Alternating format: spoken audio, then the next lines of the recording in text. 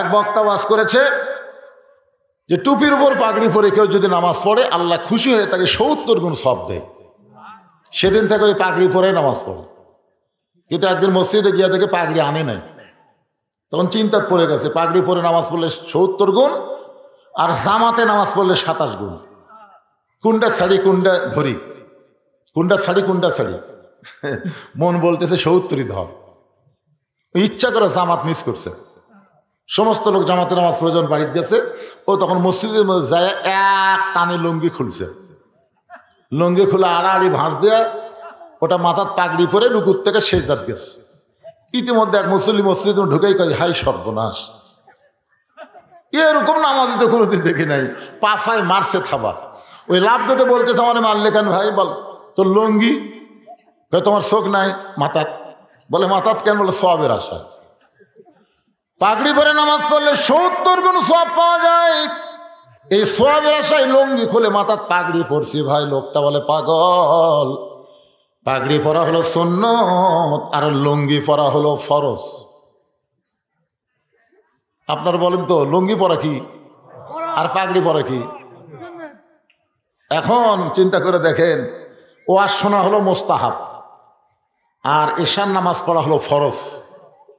তাহলে ঈশার নামাজ বাদ দিয়া যারা ওয়াজ শুনতেছে তারা লুঙ্গি খুলিয়া মাথায় পাগড়ি পরিছে। এখন দেখেন কারা কারা কয় কারা কারা কয় না, সবাইকে বলা লাগবে। এই মুহূর্তে যারা মুখ বন্ধ থাকবেন বুঝবেন এরাই পড়েনি। সবাই তাল তুলে তালে তালে বলেন, এশার নামাজ বাদ দিয়া যারা, এশার নামাজ বাদ দিয়া যারা ওয়াজ শুনতেছে তারা লুঙ্গি খুলিয়া মাথায় পাগড়ি পরেছে। আবার ওয়াজ শুনতে শুনতে আবার ওয়াজ শুনতে শুনতে যারা ফজর বাদ দিবে তারা লুঙ্গি খুলিয়া মাথায় পাগড়ি পরিবে। ঠিক ঠিক যে কটা পড়িছে তারা বলতেছে, বাদ বাকি ঠিক কর। লাইলাতুল মিরাজ এমন একটা রাতে আজকের মাহফিল হচ্ছে, সুবহানাল্লাহ বলেন। এই যারা দাঁড়িয়ে আছেন কি আসলে বসার জায়গা নাই না বসবেন না? এর মধ্যে মোটর সাইকেল ঢুকলো কোথেকে? না, লোকজনের জায়গা হচ্ছে না, মোটর সাইকেলের মধ্যে রাখা যাবে?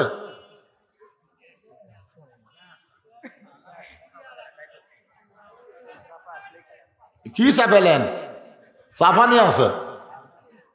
হ্যাঁ, এই সাইডে মিডিয়ার কারণে কিছু লোক বসতে পারতেছে না। ঠিক আছে, আপনার যারা বসে আছেন একটু চাপেন। ওয়াজ এখনো শুরু হয়নি, কেবল হচ্ছে। একটু সামনে দিকে চাপেন আর জিকির করেন। এটা চাপার জিকির। চাপার জিকির বোঝেন না? আল্লাহর হস্তে। কার হস্তে? আল্লাহর হস্তে বললে একটা ঝোঁক দেওয়াই লাগবে। আপনি দেহ যদি না ঝোঁকে পাথরের মতন কিন্তু ভারী হবে। শেষ আগামীকাল দেহই টানে পারবেন না। সবাই বলে না আমার দেহই আমার কাছে ভারী লাগতেছে ভাই, এই জন্য সামনে চাপেন আর জিকির করেন। লা ইলাহা ইল্লাল্লাহ, জোরে লা ইলাহা ইল্লাল্লাহ, লা ইলাহা, মহব্বতে জোরে জোরে লা ইলাহা ইল্লাল্লাহ।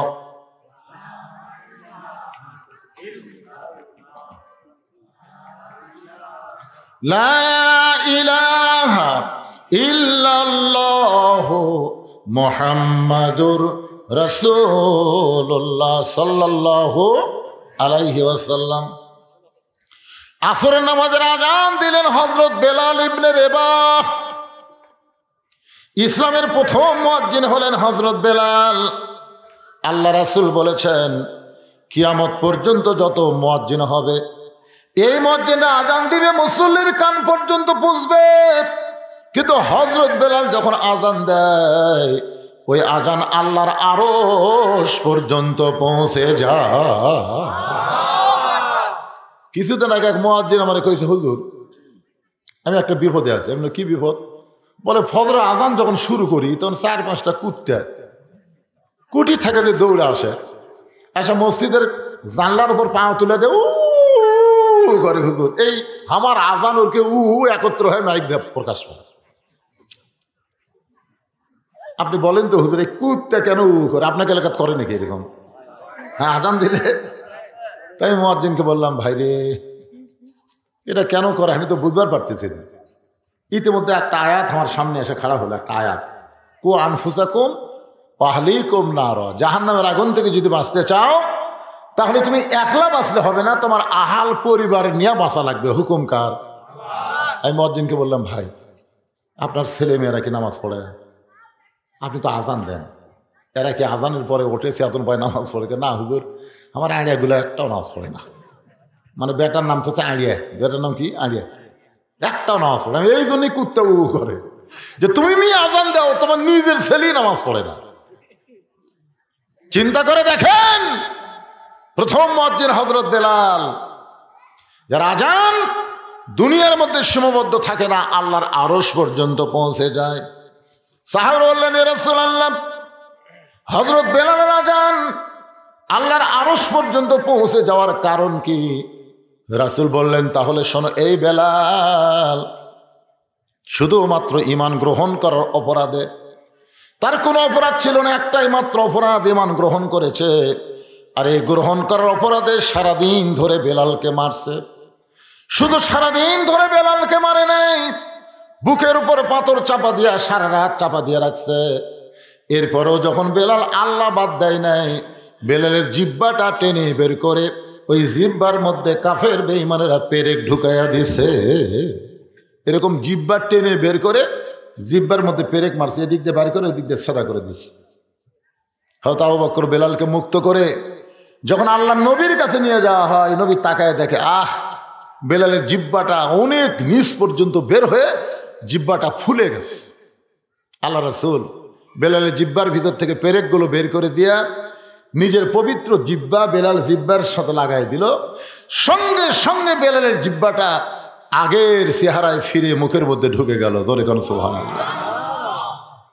সঙ্গে সঙ্গে আল্লাহর নবী একটা আয়াত তেলাওয়াত করলেন, ইন্নাল্লাযীনা ক্বালু রাব্বুনাল্লাহু সুম্মা ইসতাকামু তাতানাজ্জালু আলাইহিমুল মালাইকা আল্লা তাখাফু ওয়া লা তাহজানু ওয়া আবশিরু বিল জান্নাতিল্লাতী কুনতুম তুআদুন। বেলাল, বেলাল, তুমি কি জানো, তোমাকে যখন কাফেররা এত নির্যাতন করলো, এরপরেও তুমি আল্লাহ বাদ দিলে না, আল্লাহ তাআলা খুশি হয়ে তোমার জন্য একটা আয়াত নাজিল করেছে। আল্লাহ বলতেছেন, বেলাল যখন দুনিয়া থেকে বিদায় নিবে, 8টা জান্নাত বেলালকে পাওয়ার জন্য কাড়াকাড়ি শুরু করবে। জোরে কোন সুবহানাল্লাহ। সমস্ত জান্নাতের দরজা আল্লাহ তোমার জন্য খুলে ধরবে, তুমি যে কোনো দরজা দিয়ে ইচ্ছা মতো জান্নাতে ঢুকতে পারবে। আপনারা তো সুবহানাল্লাহ বলেন, বেলাল সুবহানাল্লাহ কয় না? রাসূল বলে, বেলাল তোমার জন্য আল্লাহ আয়াত নাজিল করলো, এরপরও তোমার মধ্যে কোনো আনন্দ দেখতে পাই না। বেলাল বলে, হুজুর মরার পরে আল্লাহ আমাকে জান্নাত দিবে, আমি মরে গেলে আল্লাহ আমাকে জান্নাত দিবে, তাহলে জীবিত অবস্থায় আল্লাহ আমাকে কি দিবে? মরে গেলে জান্নাত, কিন্তু জীবিত অবস্থায় আমরা যখন দোয়া করি তখন কি পড়েন? আল্লাহুম্মা রব্বানা আতিনা ফিদ দুনিয়া হাসানা ওয়া ফিল আখিরাতি হাসানা। তার মানে কি, আগে দুনিয়া যদি সুন্দর না হয়, তার আখিরাত কোনোদিনও সুন্দর হবে না। বাংলাদেশে যতদিন নামাজ কায়েমের আন্দোলন না হবে, বাংলাদেশের মুসলমান যতদিন নামাজ কায়েমের পক্ষে কাজ না করবে, ততদিন যতই আপনি চেষ্টা করেন, আপনার আখিরাত কোনোদিন ভালো হবে না। আগে দুনিয়া সুন্দর হওয়া লাগবে। বাংলাদেশ কেমন আছে এখন? ঠিক আছে, হিন্দু জন্ম দিছে সন্তান, মুসলমানের ঘরে লালন পালন করতে দিছে, 10 বছর পরে হিন্দু তার সন্তান ফেরত নিছে। আপনার বলেন তো, এই সন্তান ভগবান কবে না আল্লাহ কবে? কেন কবে? কি জন্যে? পরিবেশের কারণে। আচ্ছা ঠিক আছে, আবার মুসলমান জন্ম দিয়ে হিন্দুর বাড়িতে 10 বছর রাইখা দিস, এখন 10 বছর পরে মুসলমান সন্তান ফেরত দিয়েছে, এই সন্তান কি বলবে? আল্লাহ কবে না ভগবান কবে? তার মানে কি বুঝলেন? জন্ম দিলেই হিন্দু মুসলমান হয় না, হিন্দু মুসলমান হয় পরিবেশের কারণে। বর্তমান যে পরিবেশ চলতেছে, এই পরিবেশে আমাদের ছেলেরা কি হবে? যারকে প্রত্যেকে হাতে হাতে একটা করে 4G মোবাইল, 5G মোবাইল। চিন্তা করে দেখেন, এমনকি যে ছোট বাচ্চা যে কোলত নিয়ে ঘুম পাচ্ছেন, ওই রকম বাচ্চারাও এখন মোবাইল ছাড়া ভাত খায় না। হ্যাঁ, এমন জিদ হয়ে গেছে, মোবাইল চালু না করলে ভাতই খায় না।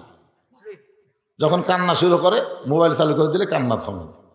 এমন একটা পরিবেশ আমাদের বর্তমান বাংলাদেশে চলতেছে। এই পরিবেশে আহা, অবশ্যই আজকে মেরাজের রাতে এগুলো বিষয় আমাদের শোনার দরকার আছে না নাই? পরিবেশ ভালো হবে ইনশাল্লাহ, ভালো হবে। এই ছেলেদের 4G কেন 5G 6G যদি মোবাইল থাকে তারপরেও এরা খারাপ ভিডিও দেখবে না, দেখবে না। দেখবার গেলেই ওর ভিতর থেকে একটা ভয় আসবে, কেউ না দেখলেও আল্লাহ দেখতেছে রে। কম্বলের তলে দেখে লাভ নাই, কে দেখতেছে? আর দুই কান্দের ফেরেশতা। তুমি যখন দরজা জানলা বন্ধ করে খারাপ কিছু দেখতেছ, তো মনে করতেছ তোমার দুই কান্দের ফেরেশতা ঘুমাইছে। তোমার দুই কান্দে দুই মোহরি লিখিতেছেন ডায়েরি, দলিল দেখে রায় দিবে, টাকা পয়সার নাই কারবার। কিরামান কাতিবিন ইয়ালামুনা মা তাফআলুন। রাতের বেলা 10টা ভোট দিছে, 20টা ভোট দিছে, 50টা ভোট দিছে, সকালে চা খাবার গল্প করতেছি, কেউ দেখেনি। এমনভাবে সিল মারছি ভাই, খালি দরজা জানলা বন্ধ করে সমানে মারছি, কেউ দেখেনি। তখন দুই কান্দে ফেরেশতা বলতেছে আল্লাহ এরা যে বলতেছে কেউ দেখেনি, তাহলে আমরা কি করলাম? আল্লাহ বলতেছে তোরা কি দেখছি? সমানে খালি একটা মার্কার ভোট সমানে মারছে। আল্লাহ বলতেছে বাংলাদেশ গণতন্ত্রে একজন একটা ভোট দিবার পারবে, কিন্তু একজন তো 2টা দিবার পারবে না, কিন্তু এরা যে 10টা দিল, এরকে রেজাল্ট কি হবে? আল্লাহ বলে লেখা তো বাম কান্দে জাউরা। কি লেখা তো? জাউরা। কারণ এরকে জন্মের ঠিক নেই। যাকে জন্মের ঠিক নাই তারাই এই অন্যায় করতে পারে। কথা কন না কেন ভাই, কথা কন না কেন? কি মনে করতেছে ধরা খাবেন না? দুই কান্দে মুহুরি এমনি এমনি বসে আছে। একটু মনোযোগ দিয়ে শুনবেন। আল্লাহ কোরআন কারিমের মধ্যে বলে দিলেন আল্লাযী খালাকাল মাউতা ওয়াল হায়াতা লিয়াবলুয়াকুম আহসানু আমালান ওয়া হুয়াল আজিজুল গফুর। যে আয়াতকে সামনে নিয়ে আজকের আলোচনা, আয়াতটা আবার আপনাদেরকে স্মরণ করে দিলাম। হযরত বেলাল আসরের নামাজের আজান দিলেন। আজান দেওয়া মাত্র প্রত্যেকটা সাহাবী দৌড়ে দৌড়ে মসজিদ থেকে রওনা দিয়েছে, কারণ আজকে নবীর জীবনের সবচাইতে গুরুত্বপূর্ণ ওয়াজ শোনাবে। প্রত্যেকটা সাহাবী দৌড়ে দৌড়ে মসজিদ দিকে আসতেছে। এখানে একটা ফতোয়া আপনাদের নেওয়া লাগবে। আজান দেওয়ার আগে মসজিদে ইল্লা মুয়াজ্জিন, শুধু মুয়াজ্জিন ছাড়া অন্য কেউ প্রবেশ করতে পারবে। যদি করে মুয়াজ্জিনের আগে কেউ যদি মসজিদে প্রবেশ করে, তাহলে মসজিদে প্রবেশ করার কোনো সওয়াব আল্লাহ তাকে দিবে না।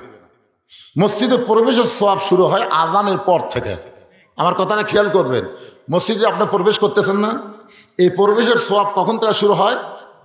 কথা কয় না রে বারে, আজানের পর থেকে। হ্যাঁ, আজান দেওয়ার প্রথম 3 মিনিটের মধ্যে যারা মসজিদে পাওয়া দিবে, আল্লাহ রাস্তা একটা উট কুরবানির সওয়াব আল্লাহ দিবে। দিবার পারবেন? উট পারবেন? বাংলাদেশের কোনো হাজিরাও পারেনি। আমরা 7 হাজি মিলা উটের বাজারের যা দাম শোনা কয় না ভাই ছাগল দাই ভালো, কারণ নিয়ত করেছি 500 রিয়ালের মধ্যে দিব, কিন্তু উট দিবার গেলে 1000 রিয়াল করে লাগতেছে, দরকার নেই। তাহলে ধনী লোকেরাই হজ করবার যায়, তারাও মক্কা যায় ছাগল কুরবানি দেয়। আজান দেওয়ার প্রথম 5 মিনিটের মধ্যে যারা মসজিদে পা দিবে, আল্লাহ রাস্তায় একটা গরু কুরবানির সওয়াব আল্লাহ তারা আমল নামায় দিবে। আজান দেওয়ার 10 মিনিটের মধ্যে যারা মসজিদে ঢুকবে, ছাগল এবং দুম্বা কুরবানির সওয়াব আল্লাহ আমল নামায় দিবে। মুয়াজ্জিন যখন আকামত দিবে, এমন সময় কেউ যদি মসজিদে ঢুকে, আল্লাহ তাকে সওয়াব থেকে বঞ্চিত করবে না। একটা মুরগি অথবা ডিম দানের সওয়াব আল্লাহ তার আমল নামায় দিবে। কিন্তু আজান দেওয়ার আগে কেউ যদি ঢোকে, এই সওয়াব থেকে সে বঞ্চিত হয়ে যাবে। এখন আপনারা বলেন কখন ঢুকবেন, আজানের আগে না পরে? আজানের আগে যারাই মসজিদে ঢোকে এর নিয়ত খারাপ। আজানের আগে যারা ঢোকে এর নিয়ত কি? খালি মুয়াজ্জিনের ভুল ধরা। কার ভুল ধরা? কাম নাই তো, কাম নাই। এই মুয়াজ্জিন মসজিদের কোন ভাষা কেন, এখানে ময়লা কেন, টাইসের বলতে লোক দেয়, টাইসের ধুলা কেন? মুয়াজ্জিন যা মনে মনে খেপা যায়। এই জন্য আজান দেওয়ার আগে না, আজান দেওয়ার পরে ঢুকবেন। আমার কথা কি বুঝতে পারলেন? হ্যাঁ, এই ফতোয়াটা মানবেন, সওয়াব পাবেন। হযরত বেলাল যেই মাত্র আজান দিয়েছে প্রত্যেকটা সাহাবী দৌড়ে দৌড়ে মসজিদের মধ্যে ঢুকতেছে। মসজিদ ঢোকার সময় ইচ্ছা মতো ঢুকলে হবে না। আপনি যে দলই করেন, আওয়ামী লীগ করেন, বিএনপি করেন, জামাত করেন, জাতীয় পার্টি করেন, যে দলই করেন, আল্লাহর ঘরে ঢুকতে সবাইকে এক দল হয়ে ঢোকা লাগবে। ডান পা ধরে কোন পা, ডান পায়ে ঢুকে আওয়ামী লীগ সামনে কাতার, বিএনপি দ্বিতীয় কাতার, জাতীয় পার্টি তৃতীয় কাতার, আর জামাত চতুর্থ কাতার। কি মনে করতেছেন? একদিন মসজিদের মধ্যে 3 দল ঢুকছে, কিন্তু ইমাম সাহেবের মায়ের অসুখ, হাসপাতালে নিয়ে গেছে। ইমাম আসে নাই। এখন আওয়ামী লীগ, বিএনপি, জামাত, এই 3 দল ঢুকে দেখতেছে হুজুর নাই বারে, এখন সামনে কে যায়? জামাত ইসলাম আওয়ামী লীগ বলতেছে, ভাই তোরাই বড় দল, তোরকে একজন সামনে দেখা। না না পাগলা, আমরা মাঝে মধ্যে নামাজ পড়ি রে, ওই জায়গার জীবনেও খারাপ হয় না। তাহলে বিএনপি ভাই কি খবর? আকামত দেবো, আকামত দেবো। তাহলে যাবি কে? জামাত তুমি যাও। কি মনে করতেছেন? যখন একের কাঁধে কাঁধ মিলে আওয়ামী লীগ, বিএনপি, জামাত খাড়া হচ্ছে, ফেরেশতা বলতেছে আল্লাহ এরা বাইরে 14 দল 20 দল, ভিতরে এক কাতার, কারণ কি? আল্লাহ বলতেছে মসজিদ যেমন আল্লাহর বিশ্বাস করে, আওয়ামী লীগ, বিএনপি, জামাত গোটা বাংলাদেশও আল্লাহর এই বিশ্বাস যেদিন করবে, সেদিন মসজিদের সৌন্দর্য সমাজের মধ্যে, রাষ্ট্রের মধ্যেও প্রতিফলন হবে। জোরে কোন কথা ঠিক না?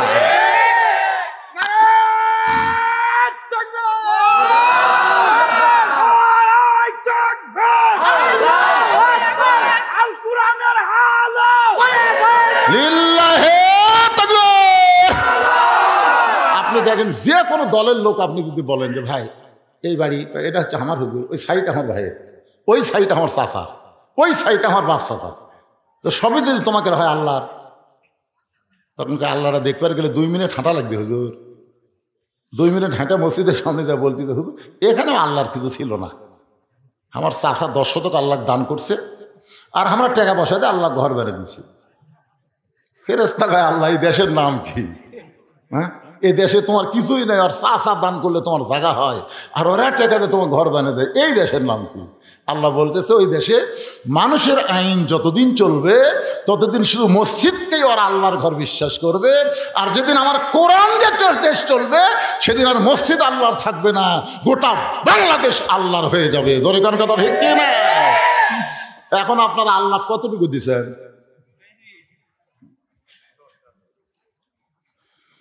সমস্ত সাহাবী মসজিদের মধ্যে ঢুকে আল্লাহর নবী মুসল্লার মধ্যে ঢুকলেন, মেহরাবের মধ্যে ঢুকলেন। আসরের ফরজ হলো 4 রাকাত। জোরে বলেন কয় রাকাত? 2 ওয়াক্ত নামাজের সালাম ফিরায় নবী সাহাবীর দিকে মুখ ঘুরাই। একটা হলো ফজর, একটা হলো আসর। আমার কথাকে আপনারা বুঝতে পারতেছেন? খুব গুরুত্ব দিয়ে শোনা লাগবে বাজান, মেহরাবের রাত। হ্যাঁ, আপনারা বলেন তো জোহরের পরে সুন্নত নফল আছে না নাই? মাগরিবের পরে সুন্নত নফল আছে না নাই? এশার পরে সুন্নত নফল বেতের আছে না নাই? আসরের পরে সুন্নত নফল, ফজরের পরে সুন্নত নফল। আচ্ছা নাই কেন? 3 ওয়াক্তে আছে, 2 ওয়াক্ত নাই কেন? আপনারা বলেন জানেন? না জানলে কবেন জানি না, জানা লাগবে না। কেউ যদি যাবার চায়, যে এখন এক ভাই চলে গেল, কেউ যদি এরকম যাবার চায় আপনারা বলবেন স্যান্ডেল থুয়ে যা। এই দিকে খেয়াল করেন, স্যান্ডেল যখন হাতত নিল আপনারা দেখলেন আপনাদের মাথার উপর দিয়ে স্যান্ডেল গেল, দেখছেন? কথা কর না কেন? এই যে ভাই নিয়ে গেল ওই মাথার উপর দিয়ে স্যান্ডেল দিয়ে গেল, তো পায়ের জিনিস মাথার উপরে উঠুক আপনারা চান? এখন যদি কেউ যাবার চায় আপনি বলবেন বন্ধু যদি যাবার চাও স্যান্ডেল 2টা রাইখা যাও রে।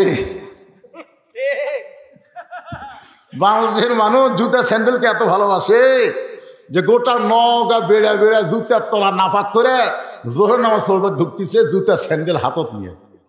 ফেরেশতাকে আল্লাহ নাপাক জুতা তোমার পাক মসজিদের মধ্যে ঢুকতেছে, কারণ কি? এরা কোরআনের মধ্যে চোরের আইন ঠিকই আছে, দেখে না জুতা চুরি বন্ধ হবে। শুধু তাই নয়, সোনার টোপলাও দরজাত রাখলে ভুল করে কেউ হাত দিবি না, সে আইন আল্লাহর কোরআনে আছে না নাই? জোরে কোন আছে না নাই? একেবারে না পাক জুতা নিয়ে সামনে থতে পারে, সামনে তো সামনে একটা কাঠের বাক্স থুয়ে দিছে। কি জন্য? কার ভয়ে? সত্যি করে বলেন তো, আপনি জুতা নিয়ে যে আল্লাহর ঘরে ঢুকলেন, কার ভয়ে ঢুকছেন? আল্লাহর ভয়ে? দুই জুতা চোর খালি ঘুরতেছে মসজিদের বাইরে, বুঝছেন? ঘুরে ঘুরে বলতেছে হামাকের ভয়ে। সব ভালো জুতা ভিতরে ঢুকছে। দেখছেন কি মশান চোরের? হামাকের ভয়ে সব ভালো জুতো মসজিদের মধ্যে ঢুকছে। যে কয়টা দরজা ছিল লেওয়ার মতন না। আপনারা বলেন তো, বর্তমানে বাংলাদেশে মানুষের আইন চলার কারণে চোর ডাকাতের মশান বেড়ে গেছে। তোর এখান কথা ঠিক না? যেদিন আল্লাহর আইন চালু হবে, চুরি করলে হাত কাটা দাও, এই আইন খালি চালু করলেই তখন আর কবি হামাকের ভয়ে। তখন বলবে আল্লাহর ভয়ে সব জুতা বাঁধা আছে রে, আল্লাহর ভয়ে সব জুতা বাহিরে আছে। কেউ যদি হাত দেয়, উরি বাবারে। একটু মনোযোগ দিয়ে শুনবেন। নবী আমার 4 রাকাত আসরের ইমামতি করে সালাম ফিরাইলেন। সালাম ফিরানোর সঙ্গে সঙ্গে নবী সাহাবীর দিকে মুখ ঘুরে দাঁড়ালেন। আবু বকর বলেন, ইয়া রাসূলুল্লাহ, জীবনের সবচাইতে গুরুত্বপূর্ণ ওয়াজ করবেন, হুজুর আপনি মেম্বরে বসে ওয়াজ করেন। রাসূল বলেন, সাহাবীরা রে শোনো, আজকে যে গুরুত্বপূর্ণ ওয়াজ তোমাদের শোনাবো, শুধু ওয়াজটা শোনাবো না, আমি ওয়াজটা তোমাদেরকে দেখাবার চাই। যেই বলছে দেখাবার চাই, সাহাবেরা নড়ে চড়ে বসছে। সারা জীবন তো শোনাই হলো রে, আজকের নবী আমার কি দেখাবে? আল্লাহ নবী বললেন, আজকে শুধু ওয়াজ শোনাবো না, ওয়াজটা তোমাদেরকে দেখাবার চাই। এই বলে নবী মেহরাবের মধ্যে ঢুকতেছেন। মসজিদের সামনে যে জায়গাটা থাকে, এই জায়গার নাম হলো মেহরাব। জোরে কোন জায়গার নাম কি? আপনার বলেন তো, প্রথম মেহরাব তৈরি হয়েছে কেন? মসজিদে কিন্তু আগে মেহরাব ছিল না। এই মেহরাবটা প্রথম তৈরি হয়েছে একটা আয়াতের মাধ্যমে। আয়াতটা হলো, ইয়া আইয়ুহান নাবিয়্যু হারজিল মুমিনিনা আলাল কিতাল। ওগো আল্লাহর নবী, যারা আপনার পিছনে জামাতবদ্ধভাবে নামাজ পড়তেছে, সারিবদ্ধভাবে নামাজ পড়তেছে, তাদের খালি নামাজ শেখালে হবে না, তাদেরকে সৈন্য হিসাবে গড়ে তোলেন। কারণ যে কোনো সময় মক্কার কাফেরেরা মদিনা আক্রমণ করতে পারে। আর মক্কার কাফের যদি মদিনা আক্রমণ করে, তখন দোয়া দিয়া দরুদ দিয়ে আপনি মদিনা রক্ষা করতে পারবেন না। মদিনা রক্ষা করতে হলে কাফের বেঈমানদের বিরুদ্ধে অস্ত্র ধরা লাগবে। হুকুম কার? জোরে কোন? আমাদের বাংলাদেশের 3 দিকে কি? ভারত। আমাদের বাংলাদেশের 3 দিকে কি? আর একদিকে সাগর। সবাই বলেন 3 দিকে ভারত আর একদিকে সাগর। কিছুদিন আগে ভারতের একটা ফাটা কেষ্ট নায়ক, যাকে ছেলেরা চিনে, মিঠুন চক্রবর্তী, নাম শোনেননি? ওই একটা ফেসবুক স্ট্যাটাস দিয়েছে, ভারত যদি ইচ্ছা করে বাংলাদেশকে দখল করতে 15 দিনও লাগবে না। বাংলাদেশ দখল করতে কয়দিন লাগবে না? 15 দিনও লাগবে না। আমরা ভারত যদি আক্রমণ করি বাংলাদেশ করা, পলাবি কোন দিক দিয়ে? 3 দিকে আমরা ভারত খাড়া হয়ে আছি, আর একদিকে সাগর। পলানোর কোনো রাস্তা নাই। আপনারা বলেন, একটা মালওয়ানের দল হয়ে আল্লাহর দলক এরকম হুমকি দিল, আপনারা আল্লাহর দলেরা কি বললেন? ফেসবুকে স্ট্যাটাস আপনারা পাল্টা দিছেন, আমি দিছি। মিঠুন চক্রবর্তীর সাথে সাথে কমেন্ট করছি। আবার আমি একটা ফেসবুক স্ট্যাটাস দিলাম, মালওয়ানের বাচ্চারা এত সাহস করিস না, ভুলেও বাংলাদেশের দিকে আসিস না। যদি আসিস, আমাদের ছেলেরা 3 হাতা লাঠি দিয়ে তোর কোক পাড়ায় ধরে একটা খুর থাকবি, গোড়া কাটবি না, আগা কাটা পোলটা দিয়ে কলম করে দিবি। জোরে কোন কথা ঠিক করে? কারণ ভগবানের ভ বাদ দিলে গবনের কোনো অর্থ ডিকশনারি নাই। গবনের গ বাদ দিলে বান মানে বন্যা, দুনিয়ার কোনো মানুষ চায় না। বা বাদ দিলে নো মানে ভগবান নেই। আর সেইটা নিয়ে মাস্তানি মারিস না। আমরা যাকে আল্লাহ বিশ্বাস করি, আল্লাহু লা ইলাহা ইল্লা হুয়াল হাইয়ুল কাইয়ুম। মন যদি আলিফ বাদ দেন, লিল্লাহি মা ফিস সামাওয়াতি ওয়াল আরদ। আবার যদি মন চায় লাম বাদ দেন, লাহুল মুলকু ওয়া লাহুল হামদ। আবার যদি মন চায় আর একটা লাম বাদ দেন, হুয়াল্লাহুল্লাযী লা ইলাহা ইল্লাহু। আমাদের আল্লাহ সব কিছু বাদ দিলেও আল্লাহ বাদ পড়ে না। মুসলমানের আল্লাহ সদা বিরাজমান। জোরে বলেন ঠিক, আরো জোরে বলেন। আমেরিকায় কিছুদিন আগে আল্লাহ একটা আগুন দিছিল, আপনারা জানেন আগুন? আয় হায়, পুরো সারখার হয়ে আসতেছে। ওরা যত প্রকার বুদ্ধি শুদ্ধি যা আছে পানি টানি ঢাইলে বালু টালু দিয়ে উপরে জাহাজ মিশে জাহাজ দিয়ে আগুন খালি বাড়ি। তখন আমেরিকা চিন্তা করে কি হলো, তখন মুসলমানের কাছে এসে বলল, ভাই আমাকে ঈশ্বরের খাওয়া নেই, আমাকে গড মরে গেছে, এখন তোরকে আল্লাহর আজান দে। বিশ্বাস করেন মুসলমান আজান দেওয়া শুরু করলো, যতদিন আজান, যত দূর আজানের শব্দ যায় তত দূর আগুন নিভে যায়। জোরে করেন সুবহানাল্লাহ। আর আজান দেয় আর আগুন যত দূর আজানের শব্দ যায় তত দূর আগুন নিভে যায়। এ পর্যন্ত 1300 খ্রিস্টান শুধুমাত্র মুসলমানের আজান শুনে মুসলমান হয়ে গেছে। জোরে করেন সুবহানাল্লাহ। কি মনে করতেছেন কোনো অস্ত্র দিয়ে যখন কাম হয় না তখন আল্লাহু আকবার দেওয়া হয়, অথচ আমরা সেইটা বিশ্বাস করবার পারলাম না। আল্লাহর বান্দার একটু খেয়াল করবেন, আমরা মুসলমান, আল্লাহ তাআলা কেন বললেন লিয়াবলুয়াকুম আইয়ুকুম আহসানু আমালান ওয়া হুয়াল আজিজুল গফুর। নবী মেহরাবের মধ্য থেকে একটা ধূসর বরণ থলিয়া বের করতেছেন। থলিয়া মানে ব্যাগ। ধরে কান থলিয়া মানে কি? ওই ব্যাগের ভিতর থেকে আল্লাহ নবী একটা জিনিস টেনে টেনে বের করতেছেন। প্রত্যেকটা সাহাবী তাকায় দেখে জিনিসটার কিছুই না, জিনিসটা হলো নবীর পরনের একটা জুব্বা। ওসমান করে বলে, ইয়া রাসূলুল্লাহ, জীবনে কত জুব্বা আপনার দেখলাম, আপনি পরে আমাদের সামনে নামাজ পড়ালেন, আজকে এই জুব্বা দেখানোর মধ্যে কি ওয়াজ হুজুর বলেন? আল্লাহ রাসূল বললেন, সাহাবীরা শোনো, এই জুব্বা যেটা তোমাদেরকে দেখাইতেছে এটা দুনিয়ার কোনো সাধারণ জুব্বা নয়। এই জুব্বা পরে আমি কাবার পাশে ঘুমিয়েছিলাম, ফেরেশতা জিবরাইল আমাকে ঘুম থেকে চেতন করলো। জমজমের কোফের পানিতে ওযু করানোর পরে এই জুব্বা পরা অবস্থায় যে জুব্বা তোমাদেরকে দেখাইতেছি, এই জুব্বা পরে আমি বোরাকের পিঠে চললাম। এই জুব্বা পরে আমি বাইতুল মুকাদ্দাসে গেলাম, 2 রাকাত নামাজের ইমামতি করলাম। এই জুব্বা পরে 7 আসমান পাড়ি দিয়া আল্লাহর আরশে গেলাম।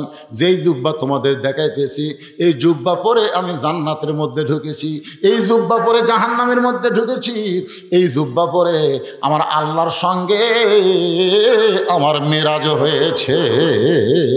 এই জুব্বা পর অবস্থায় আল্লাহ তাআলা আমাকে 5 ওয়াক্ত নামাজ দিয়েছে। এই জুব্বা পরে বাইতুল মামুরের মধ্যে আমি ফেরেশতাদের ইমামতি করেছি। আমি নবী মেরাজ পাড়ি দিয়ে আসার পরে এই দামি জুব্বা আর কোনোদিন আমি নিজে পরি নাই। এই জুব্বাটা এই থলিয়ার মধ্যে যত্ন করে রাইখা দিয়েছি। আমি নবী চলে যাব, কিন্তু এত দামি জুব্বা নিয়ে যাব না। এই জুব্বাটা তোমাদের মধ্যে কাউরে না কাউকে আমি নিজের হাতে পরায়া দিব। লিল্লাহে তাকবীর। আল্লাহ নবী বলেছেন তোমাদের মধ্যে কাউকে না কাউকে এই জুব্বাটা আমি নিজের হাতে পরায় দেব। প্রত্যেকটা সাহাবী জুব্বার দিকে লুলুপ দৃষ্টিতে তাকায় আছে। লুলুপ বোঝেন না? যেই জুব্বা পরে নবী বাইতুল মুকাদ্দাসে নবী রাসূলের ইমামতি করছে, যেই জুব্বা পরে বাইতুল মামুরের মধ্যে ফেরেশতাদের ইমামতি করেছে, যেই জুব্বা পর অবস্থা আল্লাহর সাথে মেরাজ হলো, যেই জুব্বা পরে আল্লাহ নবীকে 5 ওয়াক্ত নামাজ দিল, এই দামি জুব্বা নবী কোন সাহাবীকে দিবেন? কে এমন জুব্বা পেয়ে নিজের জীবনকে ধন্য করবে? সবাই যখন চিন্তা করতেছে, এমন সময় নবীর পাশেই একজন সাহাবী বসে মনে মনে চিন্তা করে, এই জুব্বা বুঝি নবী আমাকেই পরাই দিবে। এই সাহাবীর নাম হলো হযরত আবু বকর। জোরে বলেন নাম কি?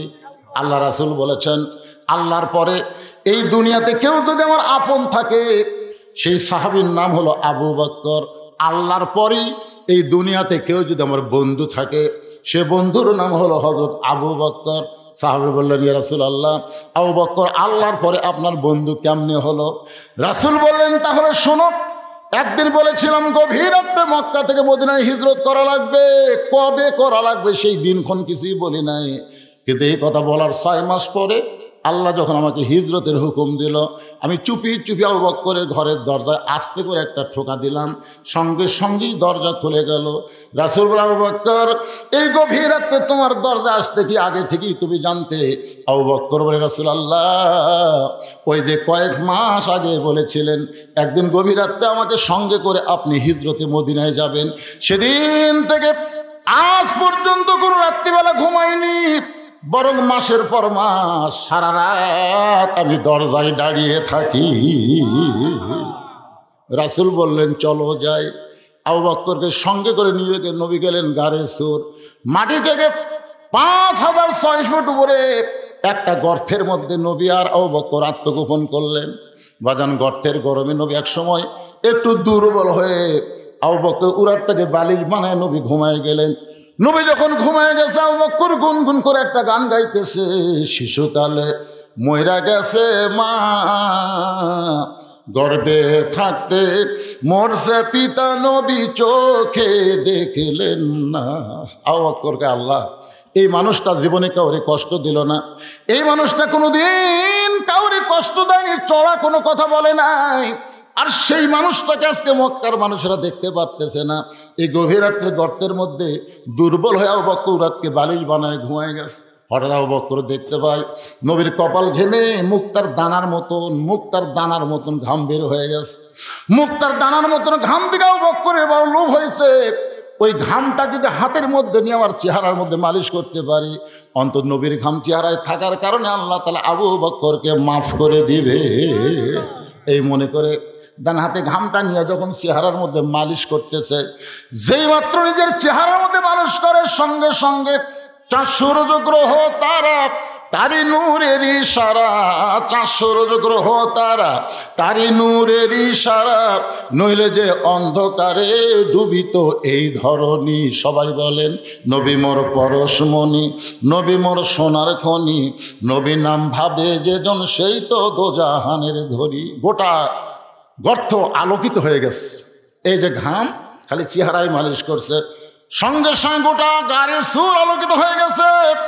হঠাৎ আবু বকর দেখতে পায় তার বাম সাইডে 2 হাত উপরে একটা ছিদ্র, ওই ছিদ্র দিয়ে যদি কিছু বের হয়ে নবীকে কামড় দেয়। ডান পায়ে উরাতের উপর নবী ঘুম পাড়তেছে, আর বাম পাখানা ছিদ্রের মুখে লাগাই দিছে। লিয়াবলুয়াকুম আইয়ুকুম আহসানু আমালা। আল্লাহ তাআলা বলতেছে আমি আজকে সুন্দর আমলের পরীক্ষা করব। আমার আবু বকর নবীকে বেশি ভালোবাসে না নিজের জীবনকে বেশি ভালোবাসে, আজকে পরীক্ষা হবে। আল্লাহ কয় বিষাক্ত সাপ আর পাহাড় এলাকায় ঘুরিস না, যা যা ছিদ্রের মুখে পাটা দিছে ওই পায়ের তালুতে কামড় মার। আল্লাহর হুকুমে একটা বিষাক্ত সাপ বিষ ভরা নিয়ে মুখে আবু বকরের পায়ের তালুতে যেই মাত্র কামড় বসায় দেয়, সঙ্গে সঙ্গে বিষটা চলে আসছে কলিজায়। আবু বকর বলে সাপরে তুই মনে করছিস তুই কামড় মারলে আমি পা টান দিব? সাপরে শুনে নে, দরকার হলে মরে যাব, কিন্তু আমার নবীর ঘুম আমি ভাঙতে দিব না। সাপরে তুই যতই কামড় মার আমি পা টান দিব না। সাপটা বলে আল্লাহ কামড় মারার হুকুম দিলেন, বিষ্ণে কামড় মারলাম তাও তো পা টান দেয় না। আল্লাহ বলে আবার কামড় মার, আবার কামড় মার। কিতাবের মধ্যে 5 বার সাপটা কামড় মারল, গোটা দেহ থর থর করে কাঁপতেছে, কিন্তু ছিদ্র থেকে আবু বকর পা টান দেয় না। এক সময় অসতর্ক মুহূর্তে আবু বকরের চোখের পানি নবীর গাল মোবারকে পড়েছে। নবী চোখটা খুলে বলে আবু বকর বাড়ির কথা মনে করে কাঁদতেছো, বিবি বাচ্চার কথা মনে করে কাঁদতেছো। আবু বকর নবীর হাতটা এনে বুকের মধ্যে ঢুকায় বলে নবী গো, এই বুকটা ছিঁড়ে যদি আপনাকে দেখাইতাম তাহলে দেখতে পারতেন আমার বুকের মধ্যে আল্লাহ নবী ছাড়া আর কেন জায়গা নাই। তাহলে কেন কাঁদতেছো? বলে ছিদ্রের মুখে পাটা দিয়ে কি যেন বারবার কামড় দেয়। নবী হ্যাঁচকা টান মারে, সাপটা বের হয়ে আল্লাহ নবীকে সালাম দেয়। নবী সালামের উত্তর দেয় না। সাপটা আবার সালাম দেয়, নবী সালামের উত্তর দেয় না। আল্লাহর হুকুমে সাপটা বলে নবী গো, আপনারে সালাম দিলাম কিন্তু সালামের উত্তর দিলেন না। নবী কয় সাপরে তুই আমার কলজায় কামড় মারবি আর আমারে সালাম দিবি, সালামের উত্তর হবে না। সাপ বলে নবী আমি কোনোদিন কামড়াতে পারি না, আল্লাহ যদি কামড়ের হুকুম না দেয়। আল্লাহ হুকুম দিয়েছে বলি তো কামড় দিলাম। সঙ্গে সঙ্গে নবী বলে আল্লাহ আবু বকরকে নিয়ে আপনি হিজরতের হুকুম দিলেন, এই গাড়ির সুরের মধ্যে তার মৃত্যু আপনি কামনা কেন করলে? আল্লাহ বলে হাবিব আবু বকরের পরীক্ষা, আবু বকর গোল্ডেন A+ পাইছে, আপনার মুখের থুতু মোবারক পায়ের তালুতে লাগায় দেন, 20টা পানি হয়ে যাবে। 20টা যখন পানি হয়ে গেল নবী হাত ধরে বলে আবু বকর একবার না, দুইবার না, 5-5বার সাপটা কামড় মারলো। একটা বার কামড় দেওয়ার পরেই তো তুমি আমার ঘুম থেকে চেতন করতে পারতা, কিন্তু চেতন না করে 5টা বার সাপের কামড় কেন হজম করলে? আবু বকর বলে, রাসূলুল্লাহ, আমার জীবনের চাইতে আপনার ঘুমের দাম অনেক বেশি। আল্লাহু আকবার।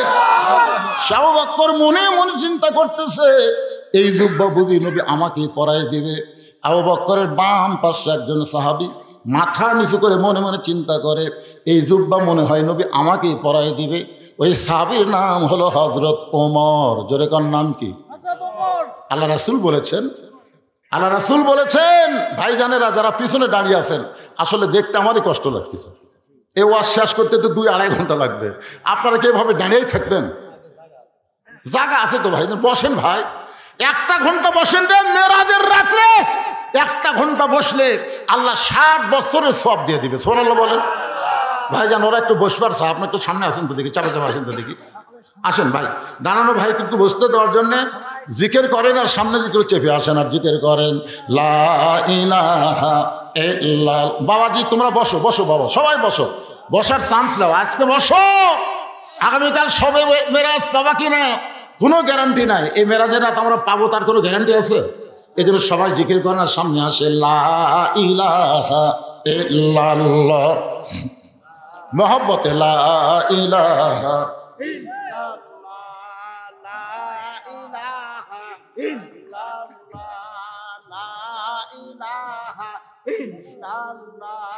লা ইলাহা ইল্লাল্লাহু, লা ইলাহা ইল্লাল্লাহু, লা ইলাহা ইল্লাল্লাহ, লা ইলাহা ইল্লাল্লাহ।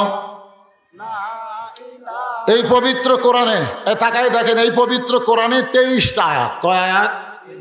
23টা আয়াত হযরত উমর ফারুকের সাথে আল্লাহর মত মিলে গেছে। এই জন্য 23টা আয়াত উমরের সামনে আল্লাহ কোরআনে নাজিল করছে। সুবহানাল্লাহ বলেন।